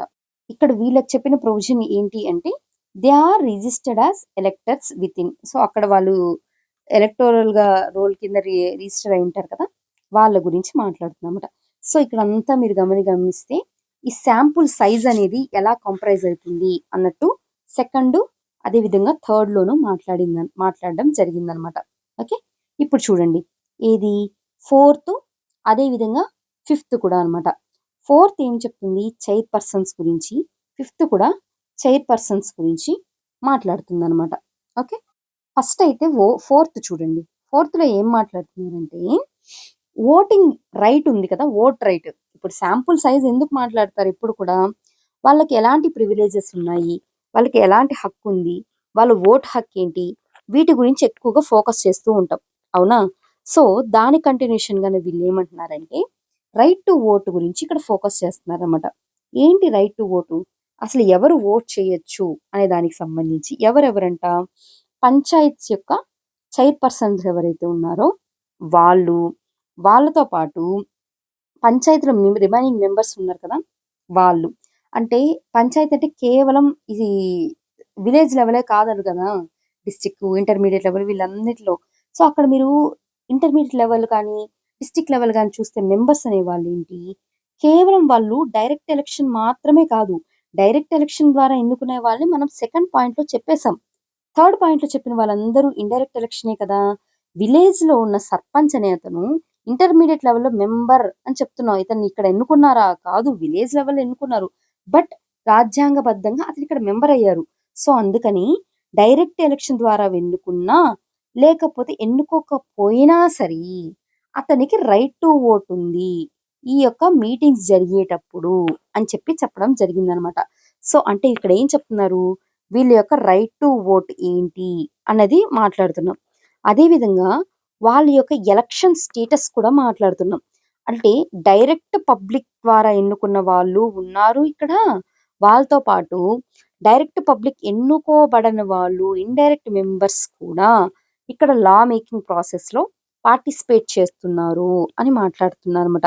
సో ఆ విధంగా చూస్తే ఏంటంటే ఇది ఈక్వల్ ఓటింగ్ పవర్ ఏదైతే ఉందో దాన్ని ఎన్ష్యూర్ చేస్తుంది during local rural self government decisions అనే దాన్ని ఇక్కడ మనం గుర్తించాల్సి ఉంటుంది. ఓకే రైట్, ఇక్కడ క్లారిటీగా ఉంది కదా. ఇంకొంచెం డెప్త్గా చూద్దాం. ఇక్కడ ఇక్కడ ఏమంటున్నారు, ఇప్పుడు దాకా మీరు చూస్తే విలేజ్ లెవెల్ మాట్లాడాము, ఇంటర్మీడియట్ లెవెల్ మాట్లాడాం, అదేవిధంగా డిస్ట్రిక్ట్ లెవెల్ మాట్లాడాం. వీటికి సంబంధించిన నేను కౌన్సిల్ అనే దాన్ని కూడా అండి ఈ ఎలక్టెడ్ బాడీని ఒక శాంపుల్ సైజ్ అన్నట్టుగా చెప్తూ ఉన్నాను కదా. సో ఇలా మాట్లాడాం, ఇప్పుడు బాగుంది. ఇప్పుడు వీటి హెడ్ కదా, కేవలం మెంబర్స్ వెళ్తే కాదు, ఇప్పుడు స్కూల్లో కూడా పిల్లలందరూ క్లాస్లో ఉంటే కదా వాళ్ళకి ఒక లీడర్ లాగా పెడతాం కదా. లీడర్ అంత మాత్రాన ఏమన్నా వేరే ఎలైట్ పీపుల్ అనే కాదు, వాళ్ళల్లో ఒకడే, కానీ వాళ్ళని రిప్రజెంట్ చేసే విధంగా. అదే విధంగా ఇక్కడ కూడా విలేజ్ లెవెల్ ఎవరు ఉంటారండి, ఇట్లా రిప్రజెంట్ చేసే అతను ప్రెసిడెంట్ ఉంటాడు, అతనే మనం ఏమంటున్నాం సర్పంచ్ అంటున్నాం అవునా. ఇది కూడా పంచాయతే, ఇది పంచాయతే, ఇది పంచాయతే. ఈ సర్పంచ్ని ఎలా ఎన్నుకోవాలి అని చెప్పి ఏమన్నా లూప్ హోల్ వదిలేసిందా కాన్స్టిట్యూషన్, లేదు. కాన్స్టిట్యూషన్ చెప్పింది, ఏమని చెప్పింది, ఈ ప్రెసిడెంట్ని ఎలా ఎన్నుకోవాలి అని చూస్తే కానీ ఈ ప్రెసిడెంట్ అంట డైరెక్ట్గా ఎన్నుకోవాలి అని చెప్పడం జరిగిందనమాట. ఓకే రైట్, దానికి సంబంధించి మనం ఏంటంటే ఎవరిని ఎన్నుకుంటున్నాము అంటే ప్రెసిడెంట్ని విలేజ్ లెవెల్లో, అదేవిధంగా ఇంటర్మీడియట్ లెవెల్లో ఎంపీపీని, జెడ్పీ లెవెల్లో మనం ఎవరిని ఎన్నుకుంటున్నాము జెడ్పీ చైర్మన్ని. ఓకే, ఏ విధంగా ఎన్నుకుంటున్నాము, ఏ విధంగా ప్రెసిడెంట్ని అయితే డైరెక్ట్ ఎలక్షన్ ద్వారా ఓటేసి ఎన్నుకుంటున్నాము. కానీ ఈ యొక్క ఎవరు సో కాల్డ్ ఇంటర్మీడియేట్ లెవెల్‌లో కానీ, డైరెక్ట్ లెవెల్‌లో కానీ మనమేమన్నా చెప్పున్నామా అన్నది ఇప్పుడు చూడాలి. అదే విధంగా ఏ విధంగా అన్నారు? మరి ఎవరో ఒకరు ఓటేస్తేనే గదా! మరి ఎవరు ఎన్నుకుంటున్నారు అన్నది కూడా ఇంపార్టెంట్ కదా! సో, ఈ పాయింట్స్ ఇప్పుడు చూడబోతున్నాం. మనం ఈ ఫిఫ్త్ పాయింట్‌లో అనమాట. సరే చూడండి ఫిఫ్త్ సెక్షన్‌లో ఏం చెప్తున్నారు? చైర్ పర్సన్స్ చాలా ఇంపార్టెంట్ అండి. చాలా సార్లు ఎగ్జామ్‌లో అడిగారు. Chair persons Panchayat at a village level shall be elected in such a manner as legislature of state may by law provide. ఇక్కడ పంచాయత్ అట్ విలేజ్ లెవెల్ ఏదైతే ఉందో దాన్ని ఎలా ఎన్నుకుంటారు అన్నది మనకు స్టేట్ లెజిస్లేచర్ చెప్తుంది అన్నారు. మన స్టేట్ లెజిస్లేచర్ ఆల్రెడీ డైరెక్ట్ అని చెప్పింది. కానీ ఇక్కడ మనం ఇక్కడ వర్డింగ్ ఏం చెప్పారో దాన్ని అనుగుణంగానే రాసుకుందాం నోట్స్. ఓకే. స్టేట్ లెజిస్లేచర్ చెప్పబడుతుంది అని చెప్పి మనకు చెప్పున్నారనమాట. నెక్స్ట్ ఇంటర్మీడియట్ లెవెల్ కానీ, డిస్ట్రిక్ట్ లెవెల్ కానీ ఎలా ఎన్నుకుంటారు అన్నది గాని గమనిస్తే ఇక్కడ చెప్పున్నారు చూడండి. ఎలా అంట? From amongst the elected members అంటే వాళ్ళలో ఎవరైతే ప్రతినిధులు ఎన్నుకోబడ్డారో వాళ్ళలో నుంచి ఒకరు. సో, ఇక్కడ కాన్స్టిట్యూషన్ క్లియర్‌గా చెప్పింది. ఏంటి? ఎన్నుకోబడ్డ వాళ్ళలో నుంచి ఒకరు అనేసి. కానీ ఇక్కడేమన్నా చెప్పిందా విలేజ్ లెవెల్‌లో? చెప్పలేదు. ఎందుకంటే డైరెక్ట్ డెమోక్రసీ కదా ఇక్కడ. సో, అందుకనే అది ఆ స్టేట్‌కి డిఫరెన్స్ అనేది ఉండొచ్చు కాబట్టి, సో, స్టేట్‌కి ఆ యొక్క ప్రొవిజన్ అనేది వదిలేసారన్నమాట. సో, స్టేట్ ఏం చేయొచ్చు ఇక్కడ? ఎవరైతే వార్డ్ మెంబర్స్ అందరూ ఎన్నుకోబడ్డారో, సేమ్ ఇక్కడ చెప్పినట్టే వాళ్ళని కూడా ఫ్రమ్ అంటే వాళ్ళలో ఒకరిని ఎన్నుకోవచ్చు. ఈ యొక్క ప్రెసిడెంట్‌గా అని చెప్పొచ్చు. అలా కాకుండా ఇంకేదైనా క్వాలిఫికేషన్ పెట్టి, ఇదిగోండి సర్పంచ్‌ని సెపరేట్‌గా వెన్నుకోండి అని చెప్పి వేరే పర్సన్‌ని తీసుకురావచ్చు. అలా కాకుండా మన వాళ్ళేం చేశారు, మిడిల్ పాత్ గాని గమనిస్తే మనకు ఇక్కడ ఏం చేశారంటే డైరెక్ట్ ఎలక్షన్ చేశారు. అంటే ఏంటి? మనం సర్పంచ్‌ని కూడా ప్రజలే ఎన్నుకునే విధంగా చేశారనమాట. సో, ప్రజలే ఎన్నుకుంటున్నారు కాబట్టి ఇది డైరెక్ట్ ఎలక్షన్ అయ్యింది. సో, దాన్ని మీరు ఇంకొంచెం ఎలాబొరేట్ చేస్తే ఎవరు ఎన్నుకుంటున్నారు ఇక్కడ? ఓటర్స్ అనే వాళ్ళే ఎన్నుకుంటున్నారు. ఏ విధంగా? డైరెక్ట్ ఎలక్షన్ ద్వారా ఎన్నుకుంటున్నారు. ఆబ్వియస్‌లీ ఎలక్షన్‌లో కంటెస్ట్ చేయకుండా ఇంకో అతన్నయితే తీసుకొచ్చి పెట్టలేరు కదా! సో, ఇక్కడ మీకు ఈ విషయం అయితే కొంచెం లాజికల్‌గా అర్థం అవ్వాలన్నమాట. మరి ఇంటర్మీడియేట్ లెవెల్, డిస్ట్రిక్ట్ లెవెల్ గాని మీరు గమనిస్తే ఇక్కడ చెప్పలేదు. కానీ ఈ పర్సన్ అనే అతను వీళ్ళల్లో నుంచి ఒకరు. సో, అంటే అర్థం ఎలా తీసుకోవాలి అంటే ఇక్కడ ఎవరు వీళ్ళల్లోంచి ఒకరు అంటే వాళ్ళని ఎవరు తీసుకోవాలి? ఈ మిగతా మెంబర్స్ అందరూ కూడా అంటే ఆ ఎంపీటీసీలు గాని, జెడ్పీటీసీలు గాని వీళ్ళందరూ కలిసి ఒకరిని ఎన్నుకుంటారు వాళ్ళల్లోంచి. సో, ఇక్కడ ఓటర్స్ ఎవరైతారు? ఈ శాంపుల్ సైజ్ ఏదైతే ఉందో వాళ్ళు. ఆ ఎలక్టోరేట్ వాళ్ళు వాళ్ళల్లో ఒకరిని అంటే ఏంటిది? ఇండైరెక్ట్ ఎలక్షన్ అయ్యింది. ఇక్కడ దాకా క్లారిటీనా అండి? హ్మ్. ఒక్కసారి జాగ్రత్తగా చూసుకోండి. ఇంకొంచెం బాగా అర్థమైతుంది. ఇప్పటిదాకా మీరు గమనిస్తే మనం 243 గురించి మాట్లాడాం. అవునా? ఒకసారి చిన్నగా రివిజన్ చేసుకోండి. 243లో డెఫినిషన్స్ గురించి మాట్లాడాం. గుర్తుందా? 243 ఏలో ఏం మాట్లాడాం? గ్రామ సభకు సంబంధించిన పవర్సు, దాని యొక్క అథారిటీ ఫంక్షన్స్ అనే వాటిని స్టేట్ లెజిస్లేటివ్ అసెంబ్లీ ఇస్తుంది అని మాట్లాడడం జరిగింది. మరి 243 ఏం చెప్పాం మనము? ఈ యొక్క పంచాయత్స్ అనేవి ఎలా కాన్స్టిట్యూట్ చేస్తారు అని చెప్పి దాని గురించి మాట్లాడామనమాట. అంటే ఏం మాట్లాడాము? 243కి సంబంధించి ఈ పంచాయత్స్ అనేవి 3 లెవెల్స్‌లో ఉంటాయి అని మాట్లాడాం. అవునా? గుర్తుందా? ఫస్ట్‌లో మాట్లాడాం. విలేజ్ లెవెల్‌లోను, డిస్ట్రిక్ట్ లెవెల్‌లోను, మండల్ లెవెల్‌లోను ఉంటాయి అని చెప్పేసి. దాంతో పాటు ఇంకొకటి ఏం మాట్లాడాం? ఒక ప్రొవిజన్ మాట్లాడాం. ఒకవేళ 20,00,000 బిలో గాని పాపులేషన్ ఉంటే అక్కడ ఇంటర్మీడియేట్ అవసరం లేదు అని. అంటే ఇన్‌స్టిట్యూషన్స్ ఎలా ఎస్టాబ్లిష్ అయ్యాయి అన్నది ఇక్కడ మాట్లాడేసాం. అదేవిధంగా 243 గురించి కానీ మీరు గమనిస్తే ఇక్కడ ఎవరికి పవర్ ఇచ్చారన్నాము? స్టేట్ లెజిస్లేటివ్ అసెంబ్లీకి పవర్ ఇచ్చారు అన్నాము. అంటే ఒక లా చేసే అధికారాన్ని ఇచ్చాము అన్నాము. ఎలా లా చేసుకోవచ్చు అని చెప్పాము? ఒక ప్రొవిజన్ పెట్టాం. అంటే ఈ కాన్స్టిట్యుయెన్సీస్ అన్నీ ఎలా ఉండాలి? ఏంటి? అనే దానికి సంబంధించి పాపులేషన్‌కి అనుగుణంగా సీట్స్‌ని ఇక్కడ డిస్ట్రిబ్యూట్ చేస్తూ ఉండాలి అని ఈ టెరిటోరియల్ కాన్స్టిట్యూట్కి సంబంధించిన విషయాల్ని మాట్లాడాం. అదేవిధంగా మనం ఏం మాట్లాడాము, ఈ సీట్స్ అన్నిటినీ కూడా ఎలా ఫుల్ఫిల్ చేయాలి అంటే ఈ శాంపుల్ సైజ్ని ఎలా ఫుల్ఫిల్ చేయాలి అని చెప్పినప్పుడు డైరెక్ట్ ఎలక్షన్ అనే పదాన్ని తీసుకొచ్చాం. అవునా? ఫస్ట్ ఏమో ఈ టెరిటోరియల్ కాన్స్టిట్యున్సీ భూగోళ పరిధిని మాట్లాడాం. తర్వాత డైరెక్ట్ ఎలక్షన్ ద్వారా వాళ్ళని ఎన్నుకోవాలి అని చెప్పాం. తర్వాత ఇంకా ఏం చెప్పాం, అదే దాంట్లో మనం వచ్చేసి ఈ యొక్క అంటే మెంబర్స్ని ఏ శాంపుల్లో ఎవరెవరు ఉంటారు అన్నట్టుగా మనం ఒక స్టేట్కి లెజిస్లేచర్ ద్వారా దీన్ని రిప్రజెంట్ చేస్తూ ఉండొచ్చు అని చెప్తూనే మనం ఈ యొక్క శాంపుల్ సైజులో ఎవరెవరు ఉంటారు అన్నది కూడా మాట్లాడడం జరిగింది. గుర్తుందా? సర్పంచ్లు అనే వాళ్ళు ఇంటర్మీడియట్ లెవెల్లో ఉంటారనేసి, సర్పంచ్ యొక్క అంటే మీన్ టు సే చైర్పర్సన్స్ అనేవాళ్ళు, నెక్స్ట్ లెజిస్లేటివ్ అసెంబ్లీకి సంబంధించిన వాళ్ళు, ఎమ్మెల్సీలు, ఎమ్మెల్యేలు, వీటన్నిటి గురించి అంటే 2, 3 అంతా కూడా ఈ శాంపుల్ సైజ్ గురించి మాట్లాడడానికి సరిపోయింది. 4లో ఏం మాట్లాడాం మనము, రైట్ టు ఓట్ గురించి మాట్లాడాం. ఎవరెవరికి ఎలాంటి రైట్ ఉంది, ఎవరికి సమాన హక్కులు ఉన్నాయి, వీటన్నిటి గురించి. ఎందుకంటే ఆ శాంపుల్ సైజు మాట్లాడాం కాబట్టి. తర్వాత 5లో ఏం విషయం మాట్లాడాము, చాలా ఇంపార్టెంట్ అని చైర్పర్సన్స్ గురించి మాట్లాడాం. అవునా? సర్పంచ్ని ఎలా ఎన్నుకుంటారు, ఎంపీపీని ఎలా ఎన్నుకుంటారు, జెడ్పీపీని ఎలా ఎన్నుకుంటారు. బాడీ ఫామ్ అయిపోయింది చూసారా మీరు. ఫస్ట్ ఎక్కడ స్టార్ట్ చేసాం, ఏరియా దగ్గర స్టార్ట్ చేసాం. ఏరియా స్టార్ట్ చేసి తర్వాత ఆ ఏరియాకి సంబంధించిన ప్రతినిధులు ఎవరైతే ఉన్నారో ఆ ప్రతినిధుల గురించి మాట్లాడాం. నెక్స్ట్ వాళ్ళకి ఓట్ హక్కు గురించి మాట్లాడాం. ఫైనల్గా వీళ్ళ హెడ్స్ గురించి మాట్లాడేసాం. సో ఒక బాడీ అంతా కూడా ఇక్కడ ఫామ్ అయిపోయింది. సో అందుకని ఫస్ట్లో ఏమన్నారు, ఏ ఏ లెవెల్స్లో బాడీస్ అనేవి ఉంటాయి అన్నది ఫస్ట్ మాట్లాడారు 243Bలో.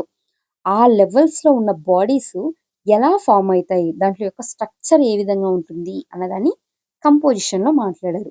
ఓకే, ఇక్కడ దాకా బాగుంది. ఒక ఇన్స్టిట్యూషనల్ సెటప్ అనేది వచ్చేసింది, కరెక్టే. ఇప్పుడు ఈ పర్సన్స్ ఉన్నారు కదా, వీళ్ళకి సంబంధించి మొత్తం ఎలాబొరేటెడ్గా ఇప్పుడు మాట్లాడబోతాం అనమాట. చూడండి ఇక్కడ 243D గురించి మాట్లాడుతున్నాం. ఏం మాట్లాడుతున్నాము, రిజర్వేషన్ ఆఫ్ సీట్స్ గురించి మాట్లాడతాము.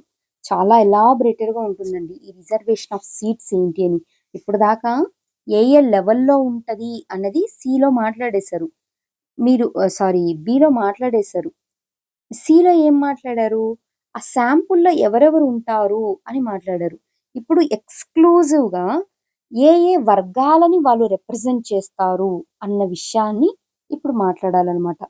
రైట్, చూడండి ఇక్కడ ఏమంటున్నారు, seats shall be reserved for ఎవరెవరికి, షెడ్యూల్డ్ క్యాస్ట్కి, షెడ్యూల్డ్ ట్రైబ్కి, ఎవ్రీ పంచాయత్ అంటే village level, intermediate level, district level, మూడిట్లో కూడా ఈ యొక్క వర్గాలకి ప్రాతినిధ్యం వహించవలసి ఉంటుంది అంటున్నారు. ఎలా, వీళ్ళందరూ ఎలా ప్రాతినిధ్యం వహించాలి అంట, ఇన్ ప్రపోర్షన్ టు, చూడండి ఏమంటున్నారు, same proportion to the total number of seats to be fulfilled by the direct election in Panchayat as population of the scheduled caste in that panchayat area or scheduled tribes in that panchayat area based to the total population of area and such seats be allocated by rotation to different constituencies in panchayat. Simple అండి. అంటే వీళ్ళు ఏమంటున్నారంటే ఒక Panchayat, suppose ఒక village లెవెలే తీసుకోండి. Village లెవెల్లో ఎంతమంది అయితే ఎస్సీ పాపులేషన్ ఉన్నారో వాళ్ళకి తగినట్టుగా మీరు షెడ్యూల్డ్ క్యాస్ట్కి సంబంధించిన సీట్స్ అలాట్ చేయండి అని చెప్పడం జరుగుతుందనమాట. ఫర్ ఎగ్జాంపుల్ మీరు ఏపీ గవర్నమెంట్ని తీసుకోండి. ఏపీ గవర్నమెంట్ నోటిఫికేషన్ ఇచ్చిందనమాట, ఏది లోకల్ బాడీస్కి సంబంధించి. దాంట్లో ఏం చెప్పారంటే 50% రిజర్వేషన్స్ అనేది ఇస్తున్నాము అని చెప్పడం జరిగింది. ఆ 50% ఎలా ఇస్తున్నామని చెప్పింది, బీసీస్కి అదేవిధంగా మైనార్టీస్కి కలిపి 29% ఇస్తున్నారనమాట. అదేవిధంగా ఎస్సీస్కి 15%, నెక్స్ట్ ఎస్టీస్కి వచ్చేసి 6%. ఇదేంటి, ఇది ఈ యొక్క అంటే వాట్ టు సే ఈ లోకల్ సెల్ఫ్ గవర్నమెంట్లో ఇచ్చే రిజర్వేషన్స్ అనమాట. అంటే మీకు గుర్తుంటే సోషో ఎకనామిక్ పొలిటికల్ రిజర్వేషన్స్ అని మాట్లాడుతూ ఉంటారు. ఇప్పుడు మనకు ఎడ్యుకేషన్‌లో గూడా రిజర్వేషన్స్ ఉన్నాయి. అవునా? ఎంప్లాయ్‌మెంట్‌లో కూడా రిజర్వేషన్స్ ఉన్నాయి. అవునా? అట్లా ఇది పొలిటికల్‌లో రిజర్వేషన్స్ అన్నమాట. మీకు గుర్తుంటే ఈవెన్ ఎడ్యుకేషన్‌కి సంబంధించి ఇక్కడ మనం బీసీస్ ఇట్లా చెప్తున్నాం కదా! సెంట్రల్ లెవెల్ ఎలా చెప్తున్నాం? ఓబీసీస్ అని చెప్తున్నాం. ఎంత చెప్తున్నారు వాళ్ళక్కడ అంటే 27% చెప్తున్నారనమాట. అవునా? తర్వాత 27 అయిపోయిన తర్వాత ఎస్సీస్‌కొచ్చేసి 15%. అదే విధంగా ఎస్టీస్‌కి 7.5%. మొత్తం ఎంతయింది ఇది? 49.5%. ఆఫ్‌కోర్స్ ఈడబ్ల్యూఎస్ 10% ఉందనుకోండి. అంటే ఈ సెగ్రిగేషన్ ఇలా చేసున్నారనమాట. ఏపీకొచ్చేసరికి మనం లోకల్ సెల్ఫ్ గవర్నమెంట్‌కి సంబంధించి ఇలాంటిది. ఇదంతా యూనివర్సల్‌గా మీకు గుర్తుందా? ఇందిర సహాని కేసు. ఆ కేసులో ఏం చెప్పింది సుప్రీం కోర్టు? 50%కి మించకూడదు అని చెప్పింది గుర్తుందా? ఇదంతా ఏంటి పార్లమెంట్ చేసిన ఒక చట్టం ద్వారా తీసుకొచ్చిన రిజర్వేషన్స్ ఇవన్నీ. కాకపోతే ఇప్పుడు మనం మాట్లాడుతున్న రిజర్వేషన్స్ దేని గురించి? పొలిటికల్ రిజర్వేషన్స్ గురించనమాట. పొలిటికల్ రిజర్వేషన్స్‌లో మీకు గుర్తుంటే లోక్‌సభ ఆర్టికల్ 330 ఏం చెప్తుందండి? ఆర్టికల్ 330 అనేది ఎస్సీ, ఎస్టీ రిజర్వేషన్స్ గురించి లోక్‌సభలో మాట్లాడుతుంది. అదే 332 ఏం మాట్లాడుతుంది? అసెంబ్లీలో ఉండాల్సిన రిజర్వేషన్స్ గురించి ఎస్సీ, ఎస్టీకి సంబంధించిన వాటి గురించి మాట్లాడింది. కానీ అంటే ఈ 106థ్ అమెండ్మెంట్ 33% ఉమెన్ రిజర్వేషన్ రాకముందు కూడా మీకెక్కడ ఉమెన్ రిజర్వేషన్స్ అనేవి మనం చూడలేదు. అవునా? మోరోవర్ బీసీ రిజర్వేషన్స్ అనేవి ఇప్పటికీ కనిపించవు. కాన్స్టిట్యూషన్ కూడా బీసీ రిజర్వేషన్ చెప్పలేదు. నేనిక్కడ తీసుకున్న క్రైటీరియా ఏదైతే ఉందో, అది ఏపీ గవర్నమెంట్ ఇచ్చిన క్రైటీరియా గురించి మాట్లాడాననమాట. ఇప్పుడు గూడా మనం ఏంటి అంటే, ఇక్కడ 15%, 6% ఏదైతే ఉందో, దీని గురించి మాట్లాడుతున్నాం. ఇలా ఇవ్వండి అని చెప్పి, రిజర్వేషన్స్ ఉండాలి అని చెప్పి, ఎస్సీలకి, ఎస్టీలకి ఉండాలి. అది ఎలా ఉండాలి? ఆ ప్రాంతంలో ఎంతమంది ఎస్సీ పాపులేషన్ ఉందో, ఆ పాపులేషన్‌కి తగిన విధంగా ఆ పంచాయతీలో ఎస్సీ రిప్రజెంటేటివ్ ఉండాలి అని చెప్పి కాన్స్టిట్యూషన్ చెప్పింది. కానీ అది ఎంత పర్సెంట్ అనేది చెప్పలేదనమాట. అది ఎంత పర్సెంట్ అనేది ఎవరు చెప్తున్నారు అంటే స్టేట్ లెజిస్లేటివ్ అసెంబ్లీ అనేది ఒక లా తీసుకొనొచ్చి చెప్తుంది. హోప్ మీకిప్పటికైతే ఇది క్లారిటీ వచ్చిందని అనుకుంటున్నానండి. బీసీ రిజర్వేషన్స్ గురించి కాన్స్టిట్యూషన్ మాట్లాడలేదు. టిల్ టుడే ఈ రోజుకి కూడా మాట్లాడలేదు. ఓకే. మీకు అదే క్లారిటీ ఉండాలండి. ఇక్కడ 2 అంటే అటు పార్లమెంట్ కానీ, ఇటు స్టేట్ లెజిస్లేటివ్ సంబంధించిన రిజర్వేషన్స్‌లోను, లోకల్ సెల్ఫ్ గవర్నమెంట్‌కి సంబంధించిన రిజర్వేషన్‌లోను డిఫరెన్స్ ఏంటి అన్నది క్లారిటీ ఉండాలి. దాంతో పాటు బీసీ రిజర్వేషన్స్ మీద ఎలాంటి స్టాండ్ ఉంది అనే విషయము గుర్తుండాలి. అంటే బీసీస్ సంబంధించి పొలిటికల్ రిజర్వేషన్స్‌ని కాన్స్టిట్యూషన్ కల్పించిందా? లేదా? National commission is different issue. ఇప్పుడు మాట్లాడేదంతా మనం రిజర్వేషన్స్ గురించి. ఈ యాస్పెక్ట్ గురించి ఒకసారి చూడాలి. దాంతో పాటు ఈ రిజర్వేషన్సు మనం మాట్లాడుతున్న ఎడ్యుకేషన్, ఎంప్లాయ్‌మెంట్ రిజర్వేషన్స్ అనేవి వేరే వేరే అనే అర్థాన్ని కూడా మీరు అర్థం చేసుకోవాల్సి ఉంటుంది. రైట్?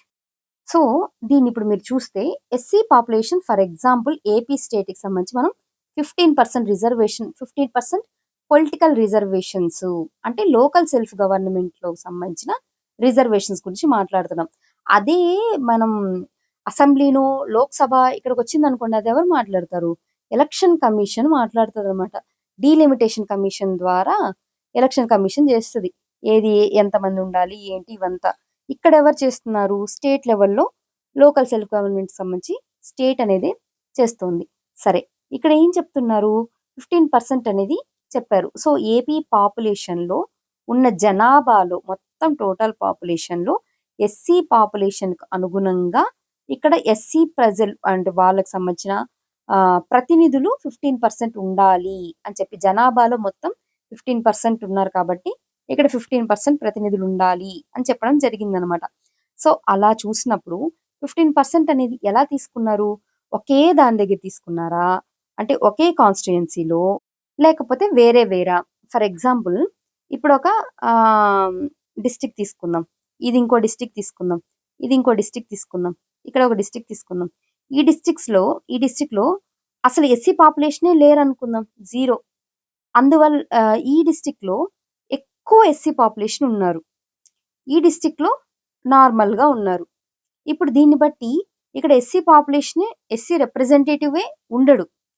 ఇక్కడ ఎక్కువ మంది ఉన్నారు కాబట్టి ఇక్కడ నలుగురు ఎస్సీ రిప్రజెంటేటివ్స్ వచ్చేస్తారు. ఇక్కడ ఇద్దరే వస్తారు. ఇక్కడ యూనిఫార్మిటీ ఎక్కడ కనిపిస్తుంది? ఎక్కడా కనిపించట్లేదు. అంటే పాపులేషన్ బట్టి వీళ్ళందరినీ మనం స్ప్రెడ్ చేస్తూ వచ్చామనమాట. సో, టోటల్ అంటే ఏపీ మొత్తము కూడా ఒక 100 సీట్స్ ఉన్నాయి అనుకుందాము. దాంట్లో 15% పాపులేషను ఎస్సీ జనాభా ఉంది అంటే 15 మంది రిప్రజెంటేటివ్స్ ఎస్సీ నుంచి రావాలి. సో, అందుకని ఏం చేస్తాము, అన్నిట్లో పాపులేషన్‌ని బట్టి ఎస్సీస్ ఎంతమంది ఎస్సీ రిప్రజెంటేషన్ తీసుకుంటూ ఆ విధంగా ఆ 15 మందిని స్టేట్ మొత్తం ఉన్న డిస్ట్రిక్ట్స్ లెవెల్‌లో స్ప్రెడ్ చేస్తూ వస్తామనమాట. ఇలా ప్రపోర్షన్ ఆన్ బేసిస్ ఆఫ్ పాపులేషన్‌గా ఉండాలి. ఇక్కడ మెయిన్ టాపిక్‌కి రండి. అదే విధంగా ఇక్కడ రొటేషన్ గురించి మాట్లాడారు కదా! రొటేషన్ గురించి కూడా మనం చదువుదామండి ఒక 2 మినిట్స్‌లో. అదే విధంగా వీళ్ళ ఎలక్షన్ ఎలా ఉంటుందంటున్నారు? డైరెక్ట్ ఎలక్షన్ అని కూడా చెప్తున్నారు. సేమ్ ఇందాక వాళ్ళలో ఒక మెంబరే కదా! వీళ్ళు కూడా ఆ శాంపుల్ సైజ్‌లో. సో, అందుకని వీళ్ళందరూ కూడా డైరెక్ట్ ఎలక్షన్ కిందకే వస్తారనమాట. ఇక్కడ ఇందాక నేను ఒక చిన్న మిస్టేక్ చెప్పానండి. ఏంటంటే ఎలక్షన్ కమిషన్ అనేది డిమార్కేట్ చేస్తుంది ఈ డీలిమిటేషన్ సంబంధించి. సో, దానికి అనుగుణంగా మనం పార్లమెంట్ కానీ, అదేవిధంగా స్టేట్ లెజిస్లేటివ్ అసెంబ్లీకి సంబంధించి కానీ ఎస్సీ రిజర్వేషన్ సీట్స్ మాట్లాడతాము అని చెప్పాం కదా! సేమ్ అదే ఇక్కడ వచ్చేసి స్టేట్ లెజిస్లేటివ్ అన్నాను కదా! ఇక్కడ దీని గురించి మాట్లాడేటప్పుడు స్టేట్ లెజిస్లేటివ్ అనేది లా చేస్తది. దేనికి సంబంధించి? ఈ డీలిమిటేషన్ సంబంధించి చేస్తదనమాట. కానీ ఏ సీట్స్ రిజర్వ్ చేయండి, లేదు ఇంత ప్రొవైడ్ చేయండి అనేది సేమ్ అక్కడ ఆర్టికల్ 330 ఎలా చెప్తుందో పార్లమెంట్‌కి, 342 స్టేట్‌కి ఎలా చెప్తుందో సేమ్ 243D కూడా లోకల్ సెల్ఫ్ గవర్నమెంట్‌కి సంబంధించి ఎస్సీ, ఎస్టీ రిజర్వేషన్‌లు ఉన్నాయి అని రాజ్యాంగమే చెప్పింది. అఫ్‌కోర్స్ అది అమెండ్‌మెంట్ వారు తీసుకొచ్చారు అన్నది సెకండరీ. బట్ కాన్స్టిట్యూషన్‌లోనే కదా రాజ్యాంగ సవరణ కూడా కాన్స్టిట్యూషన్‌లో పార్టే కదా తర్వాత. సో, అందుకని అంటే మనం చూడాల్సింది ఏంటంటే రాజ్యాంగం వచ్చే రోజుకి ఇలాంటి ప్రొవిజన్ లేదు కానీ బట్ ఈ ఎస్సీ, ఎస్టీ రిజర్వేషన్ అనేది మాత్రం రాజ్యాంగబద్ధమే అనే విషయం గుర్తుంచుకోవాలి. సరే, ఇక్కడ చూడండి. Not less than 1/3 of total number of seats reserved under Class 1 shall be reserved for women belonging to the SC/STs or as the case may be scheduled tribes. బాగుంది. మీరు కొన్ని స్థానాలు సపోజ్ ఒక 15 స్థానాలు అనే వాటిని ఎస్సీ, ఎస్టీలకి రిజర్వ్ చేశారు. ఆ 15లో 1/3 అంటే 5 స్థానాల్ని ఎస్సీ కానీ, ఎస్టీ కానీ ఉమెన్‌కి ఇవ్వాలి. అర్థమైందనుకుంటాను. సేమ్ అంటే మీరిచ్చిన మొత్తం కాంట్రిబ్యూషన్‌లో 1/3 ఉమెన్‌కి ఇచ్చేసేయాలన్నమాట. ఎస్పెషల్లీ ఎస్సీ, ఎస్టీ ఉమెన్‌కి అని చెప్తున్నారు. ఇదంతా ఏంటి? రిజర్వేషన్ సంబంధించి మాట్లాడారు. ఇప్పుడు ఇంకోటి మాట్లాడుతున్నాను చూడండి. నాట్ లెస్ దాన్ 1/3 ఏమంటున్నారు? నాట్ లెస్ దాన్ 1/3 ఇది కొంచెం ట్విస్టింగ్ సెక్షన్ అన్నమాట. అందుకని ఇది కొంచెం జాగ్రత్తగా చూడండి. ఏమంటున్నారు? Not less than 1/3 of the seats reserved for women belonging to scheduled caste and scheduled tribe, including scheduled caste and scheduled tribes, of the total number of seats to be filled by direct election in every panchayat shall be reserved for women, and such seats may be allotted by rotation to different constituencies in panchayat. మనం ఇప్పటిదాకా section 1లోను, section 2లోను ఏం మాట్లాడాము? Section 1లో వచ్చి SC, ఎస్టీస్‌కి సంబంధించిన reservations అన్నాం. సెకండ్‌లో SC, ST ఉమెన్‌కి సంబంధించిన రిజర్వేషన్ గురించి మాట్లాడాం.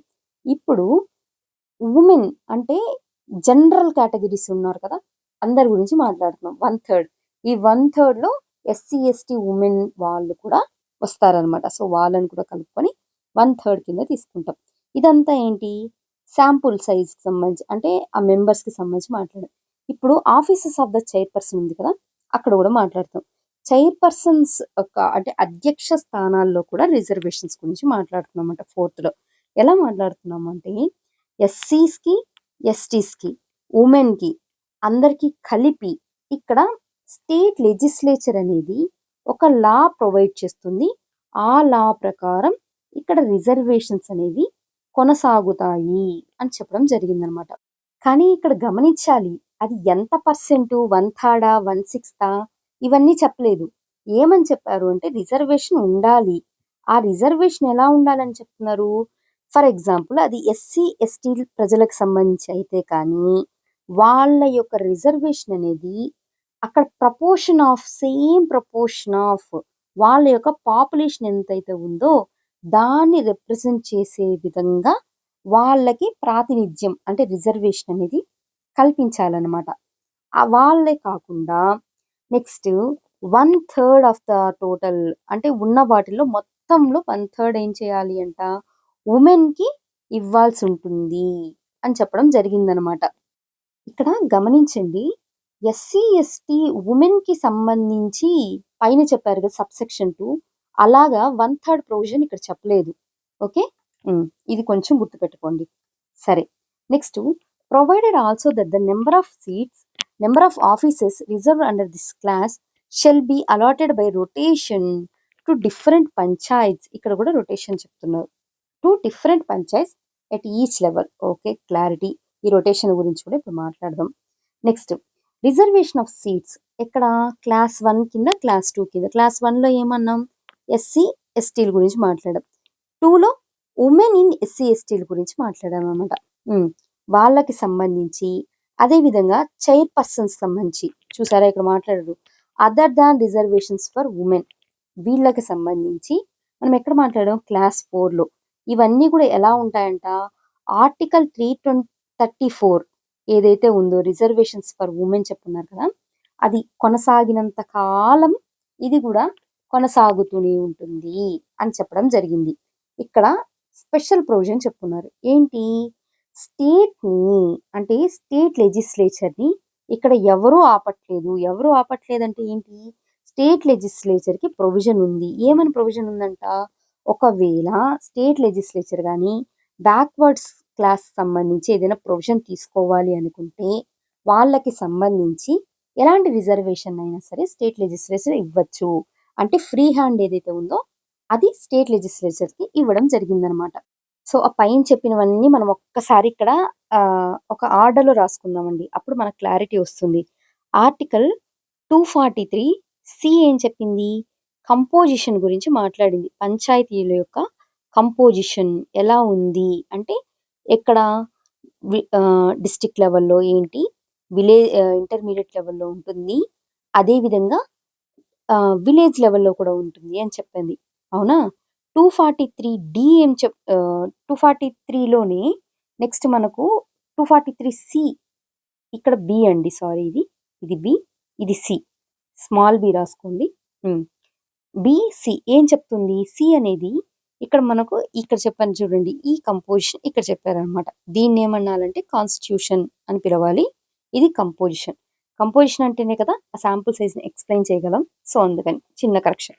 సరే చూడండి, ఈ కంపోజిషన్లో వాళ్ళు ఏం చెప్పారు?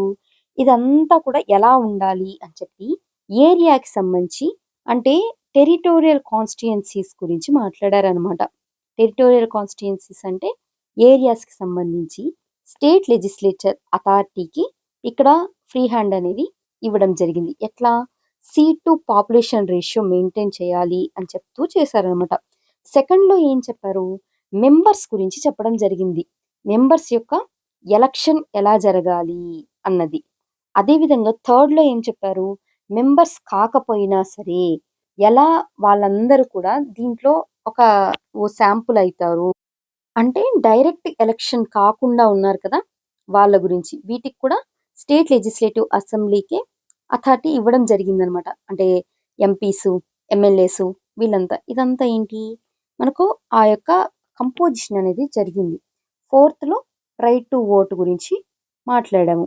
అదేవిధంగా ఫిఫ్త్ వచ్చేసరికి చైర్పర్సన్స్ని ఎలా ఎలక్ట్ చేసుకుంటాము అనేది మాట్లాడారు. విలేజ్ లెవెల్, అదేవిధంగా intermediate, next district level.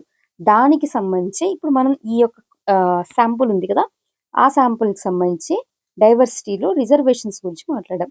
243 sub class tea. ఈ డీలో ఏం చెప్పాం మనం? ఫస్ట్ సబ్ క్లాస్లో ఎస్సీ ఎస్టీలకి రిజర్వేషన్ ఉంది అని చెప్పాం. అవునా? దాంతోపాటు ఏమని చెప్పాము? 1/3 వాళ్ళకి ఇచ్చిన రిజర్వేషన్స్ ఏవైతే ఉన్నాయో అందులో 1/3 ఎస్సీ ఎస్టీ ఉమెన్కి ఇవ్వాలి అన్నాం. నెక్స్ట్ థర్డ్ ఏం చెప్పారు? ఇదే కాకుండా థర్డ్‌కి వచ్చేసరికి ఉమెన్‌కి 1/3 ఉండాలి. ఓవరాల్‌గా ఉన్న సీట్స్‌లో 1/3 ఉమెన్ ఉండాలి. ఆ 1/3లో ఈ ఎస్సీ, ఎస్టీ ఉమెన్ కూడా వస్తారనమాట. ఫోర్త్ ఏం చెప్పారు? చైర్ పర్సన్స్ గురించి మాట్లాడారు. కేవలం ఇక్కడ మాత్రమే కాదు కదా! మెంబర్స్ మాత్రమే కాదు గదా! ఇక్కడ గూడా అంతే గదా! చైర్ పర్సన్స్ గురించి కూడా మాట్లాడారు. సో, అందుకని ఫోర్త్‌లో ఏంటి అంటే చైర్ పర్సన్స్ గురించి కూడా మాట్లాడారు. అక్కడ గూడా ఏమంటున్నారు? 2 విధాలుగా చెప్పారు. ఒకటి ఎస్సీ, ఎస్టీలకి రిప్రజెంటేషన్ ఉండాలి అని చెప్పడం జరిగింది. దాంతో పాటు వుమెన్‌కి 1/3 రిప్రజెంటేషన్ ఉండాలి అని చెప్పడం జరిగిందనమాట. నెక్స్ట్ ఫిఫ్త్‌లో ఏమన్నారు?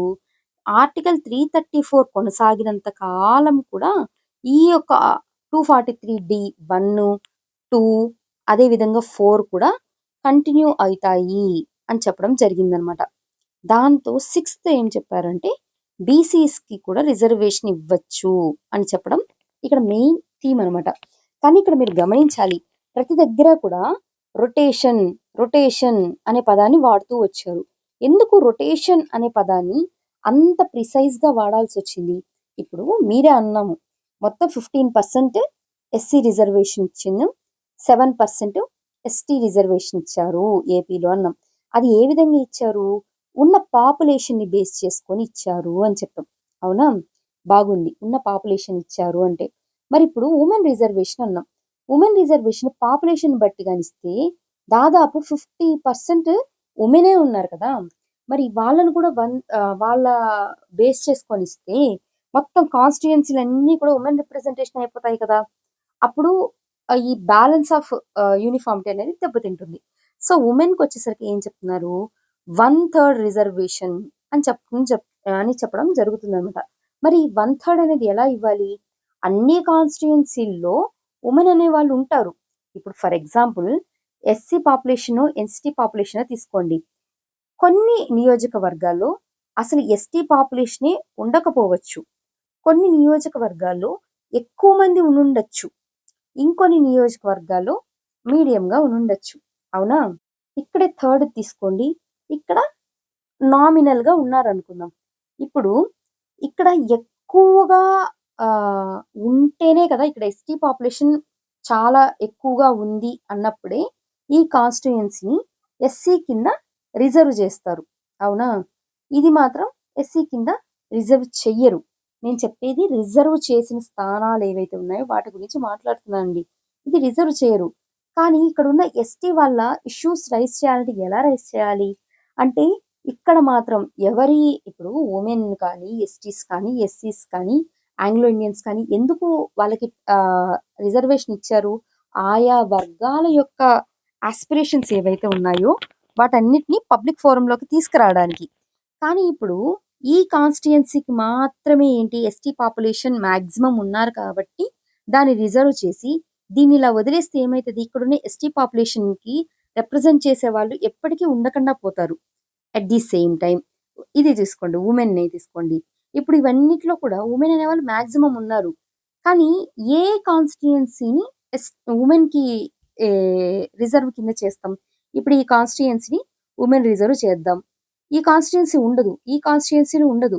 కానీ ఇక్కడున్న కాన్స్టిట్యుయెన్సీలో ఉన్న మెంబర్స్‌ని ఎవరు రిప్రజెంట్ చేస్తారు వుమెన్ మెంబర్స్‌ని? అక్కడ కూడా వాళ్ళకి ఇష్యూస్ ఉంటాయి గదా!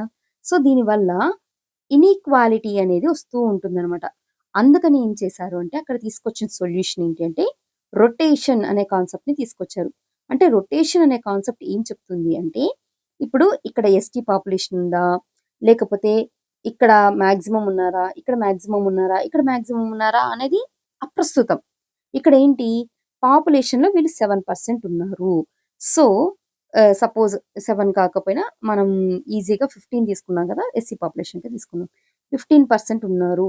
సో, టోటల్ 100 సీట్స్‌లో 15% అంటే మొత్తం 15 సీట్స్ అలాట్ చేయాలి. ఆ 15 సీట్స్ ఏం చేస్తారిప్పుడు? మొత్తం సీట్స్ ఉన్నాయి గదా! ఆ సీట్స్ అన్నీ తీసుకొని ఏదో ఒకటి ర్యాండమ్‌గా ఏదో ఒకటి పదం వినండి. ఏదో ఒకటి ఒక వేగ్ లైన్ చెప్పేసాం. వేగ్‌గా ఒక 15 సీట్స్‌ని ఈసారి ఎలక్షన్స్ జరుగుతున్నాయి కదా! సపోజ్ 2026లో జరుగుతున్నాయనుకోండి. ఆ 15ని ఎస్సీ రిజర్వ్ కింద పెడతాం. తర్వాత మళ్ళీ 5 ఏళ్ళకి ఎలక్షన్స్ జరుగుతాయి. 2031లో. అప్పుడు ఆ 15 వదిలేసి ఇంకో 15 సీట్స్‌ని చెప్తాం. తర్వాత 5 సంవత్సరాలకి మళ్ళీ ఇంకొక 15 అంటే ప్రతిసారి ఆ ఫిఫ్త్ అనేది ఇట్లా రొటేట్ అవుతూ వస్తుంది. సో, అల్టిమేట్‌గా ఆ 3 సైకిల్స్ జరిగేటప్పటికి ఏమైతది? మొత్తం అన్నీ కూడా ఈ యొక్క రొటేషన్ బేస్‌లో అన్నీ కూడా ఎస్సీ రిప్రజెంట్‌ని చేస్తాయన్నమాట. అంటే ఏ ఒక్కరికి అన్యాయం జరగదు. సేమ్ వుమెన్‌లో కూడా ఏంటి 1/3 అని చెప్పాం కదా! ఈ ఎలక్షన్స్‌కొచ్చేసరికి ఏమైతది? ఈ 1/3 అన్నీ వుమెన్ రిజర్వేషన్‌కొచ్చాయనుకోండి. నెక్స్ట్ ఎలక్షన్ వచ్చేటప్పటికి ఏమైతది? ఇవన్నీ జనరల్ అయిపోతాయి. ఇవన్నీ జనరల్ అయిపోయి అప్పుడు ఆ రిమైనింగ్‌వి మాత్రం వుమెన్ కింద ఎళ్తాయి. ఇవన్నీ ఇప్పుడు జనరల్. జనరల్ అంటే అందరూ పోటీ పడొచ్చు దానికి. తర్వాత ఎలక్షన్స్‌లో ఏమైతది? తర్వాతొచ్చేసరికి వీటిని వుమెన్ రిజర్వేషన్ జేస్తారు. అంటే దానివల్ల ఏమైతది? పొలిటికల్‌గా కూడా సపోర్ట్ జరుగుతుంటది. ఎందుకంటే కొన్ని సార్లు చూడండి తరతరాలుగా వాళ్ళ పిల్లలే వాళ్ళే ఉంటారనమాట. కానీ ఇలా రిజర్వేషన్ సీట్ అనేది మారిపోతూ ఉంటుంది. అంటే ఒక కంటెస్టెంట్ కానీ సపోజ్ ఈ మీ యొక్క మీ జడ్పీ చైర్మనే అనుకోండి. ఎప్పుడు ఆయనే ఉన్నాడు. ఇప్పుడు ఆ యొక్క సీట్ అనేది ఫర్ ఎగ్జాంపుల్ ఎస్సీకి రిజర్వ్ అయిపోయిందనుకోండి. డెఫినిట్‌గా ఆయన కంటెస్ట్ చేయలేడు. అక్కడ పొలిటికల్ నరేషన్ అనేది మారుతదనమాట. కొత్త వాళ్ళకి ఛాన్స్ ఒస్తది. లేదా వుమెన్‌కి దీన్ని రిజర్వ్ చేశారనుకోండి ఈసారి. అప్పుడేమైతది? అప్పుడు గూడా ఆయన పోటీ చేయకుండా ఇంకొకరు పోటీ చేస్తారు. అంటే పొలిటికల్ షిఫ్ట్ కూడా మారుతూ వస్తుంది. సో, ఈ విధంగా అంటే అటు పొలిటికల్‌గాను, అదే విధంగా అందరికి ఈక్వల్ ప్రయారిటీ అనేది ఇవ్వడం జరుగుతుంది. సో, అందుకని ప్రతి దగ్గర వీళ్ళు రొటేషన్ అనే పదాన్ని మెన్షన్ చేయడం జరిగిందనమాట. ఇప్పుడు మీరు మున్సిపాలిటీస్ చూడండి. ఇందాక అక్కడేమన్నాము 243, 243 పి గురించి మాట్లాడాం కదా! 243 క్యూ మున్సిపాలిటీస్ గురించి మాట్లాడుతున్నామట. ఇక్కడ పేర్లు నగర పంచాయతీ, municipal council, municipal corporation. Okay. Hmm. Next composition of municipalities. మనం అక్కడ ఏం మాట్లాడాం? Composition of panchayats. ఎలా? Village level, intermediate level, district level. ఇక్కడ కంపోజిషన్ ఆఫ్ మునిసిపాలిటీస్ సేమ్ అదే మోడల్‌లో మాట్లాడతారు. కాకపోతే ఇక్కడ వార్డ్ కమిటీస్ అనేవి 243 కింద సెపరేట్‌గా వస్తాయన్నమాట. దీని గురించి మళ్ళీ మాట్లాడదాం. Next same reservation of seats గురించి మాట్లాడడం జరిగింది. ఇందాక మాట్లాడుకున్నాం కదా! ఎస్సీ, ఎస్టీకి reservation, 1/3 SC, ST women reservation, అదేవిధంగా జనరల్ 1/3 రిజర్వేషను. నెక్స్టు చైర్‌పర్సన్స్‌లో సీట్స్‌లో రిజర్వేషను. 334 కంటిన్యూ అయినంత వరకు ఈ రిజర్వేషన్స్ కంటిన్యూటీలో ఉంటాయి అనేసి. నెక్స్ట్ బ్యాక్వర్డ్ క్లాసెస్‌కి కూడా రిజర్వేషన్ కల్పించడానికి స్టేట్ లెజిస్లేటివ్ అథారిటీకి మనం ఫ్రీ హ్యాండ్ ఇవ్వడం. ఇవన్నీ సేమ్ అదే లైన్‌లో వెళ్తూ ఉంటాయన్నమాట. నంబర్ మాత్రమే డిఫరెన్స్ ఉంటుంది. అక్కడ 243 ఇదేమో డీటీ డిప్యూటీ తహసీల్దార్ పోస్ట్ లాగా 243 అదేవిధంగా ఇక్కడ వరకు కంప్లీట్‌గా ఒక పొలిటికల్ నేరేటివ్‌లో సిట్యుయేషన్ అంతా వెళ్తూ ఉంటుంది. సో, ఇప్పుడు దాకా మనం చూస్తే ఏ లెవెల్‌లో ఏ ఇన్‌స్టిట్యూషన్స్ అనేవి ఉన్నాయి అనేది క్లారిటీ ఉంది. ఆ ఇన్‌స్టిట్యూషన్స్‌లో ఎవరెవరు పాలు పంచుకుంటారు, ఎవరెవరు ఉంటారు అనే విషయంలో క్లారిటీ వచ్చిందనమాట. ఇప్పుడు మనం నెక్స్ట్ వీడియోలో ఏంటంటే, ఆ హౌస్ సంబంధించి ఎలక్షన్స్ ఎలా జరుగుతాయి, దాని డ్యూరేషన్ ఏంటి, ఆ మెథడ్ ఆఫ్‌లో ఇంకో వీడియో అనేది చేసుకుందామండి. ఓకే. రైట్. ఈ వీడియో అయితే ఇక్కడికి ఎండ్ చేద్దాం. 1 అవర్ అయిపోయింది కదా! సో, ఈ 1 అవర్ కొంచెం బ్రేక్ తీసుకొని నెక్స్ట్ వీడియో అనేది కంటిన్యూ చేయండి. ఓకే. రైట్. యాజ్ యూజువల్ మన ఎఫర్ట్స్ కానీ మీకు నచ్చినట్లయితే ప్లీజ్ వీడియోని లైక్ చేయండి. మీ ఫ్రెండ్స్‌తో కూడా షేర్ చేయండి. మీ ఒపీనియన్‌ని తప్పకుండా కామెంట్ రూపంలో తెలియచేయండి. Thank you so much.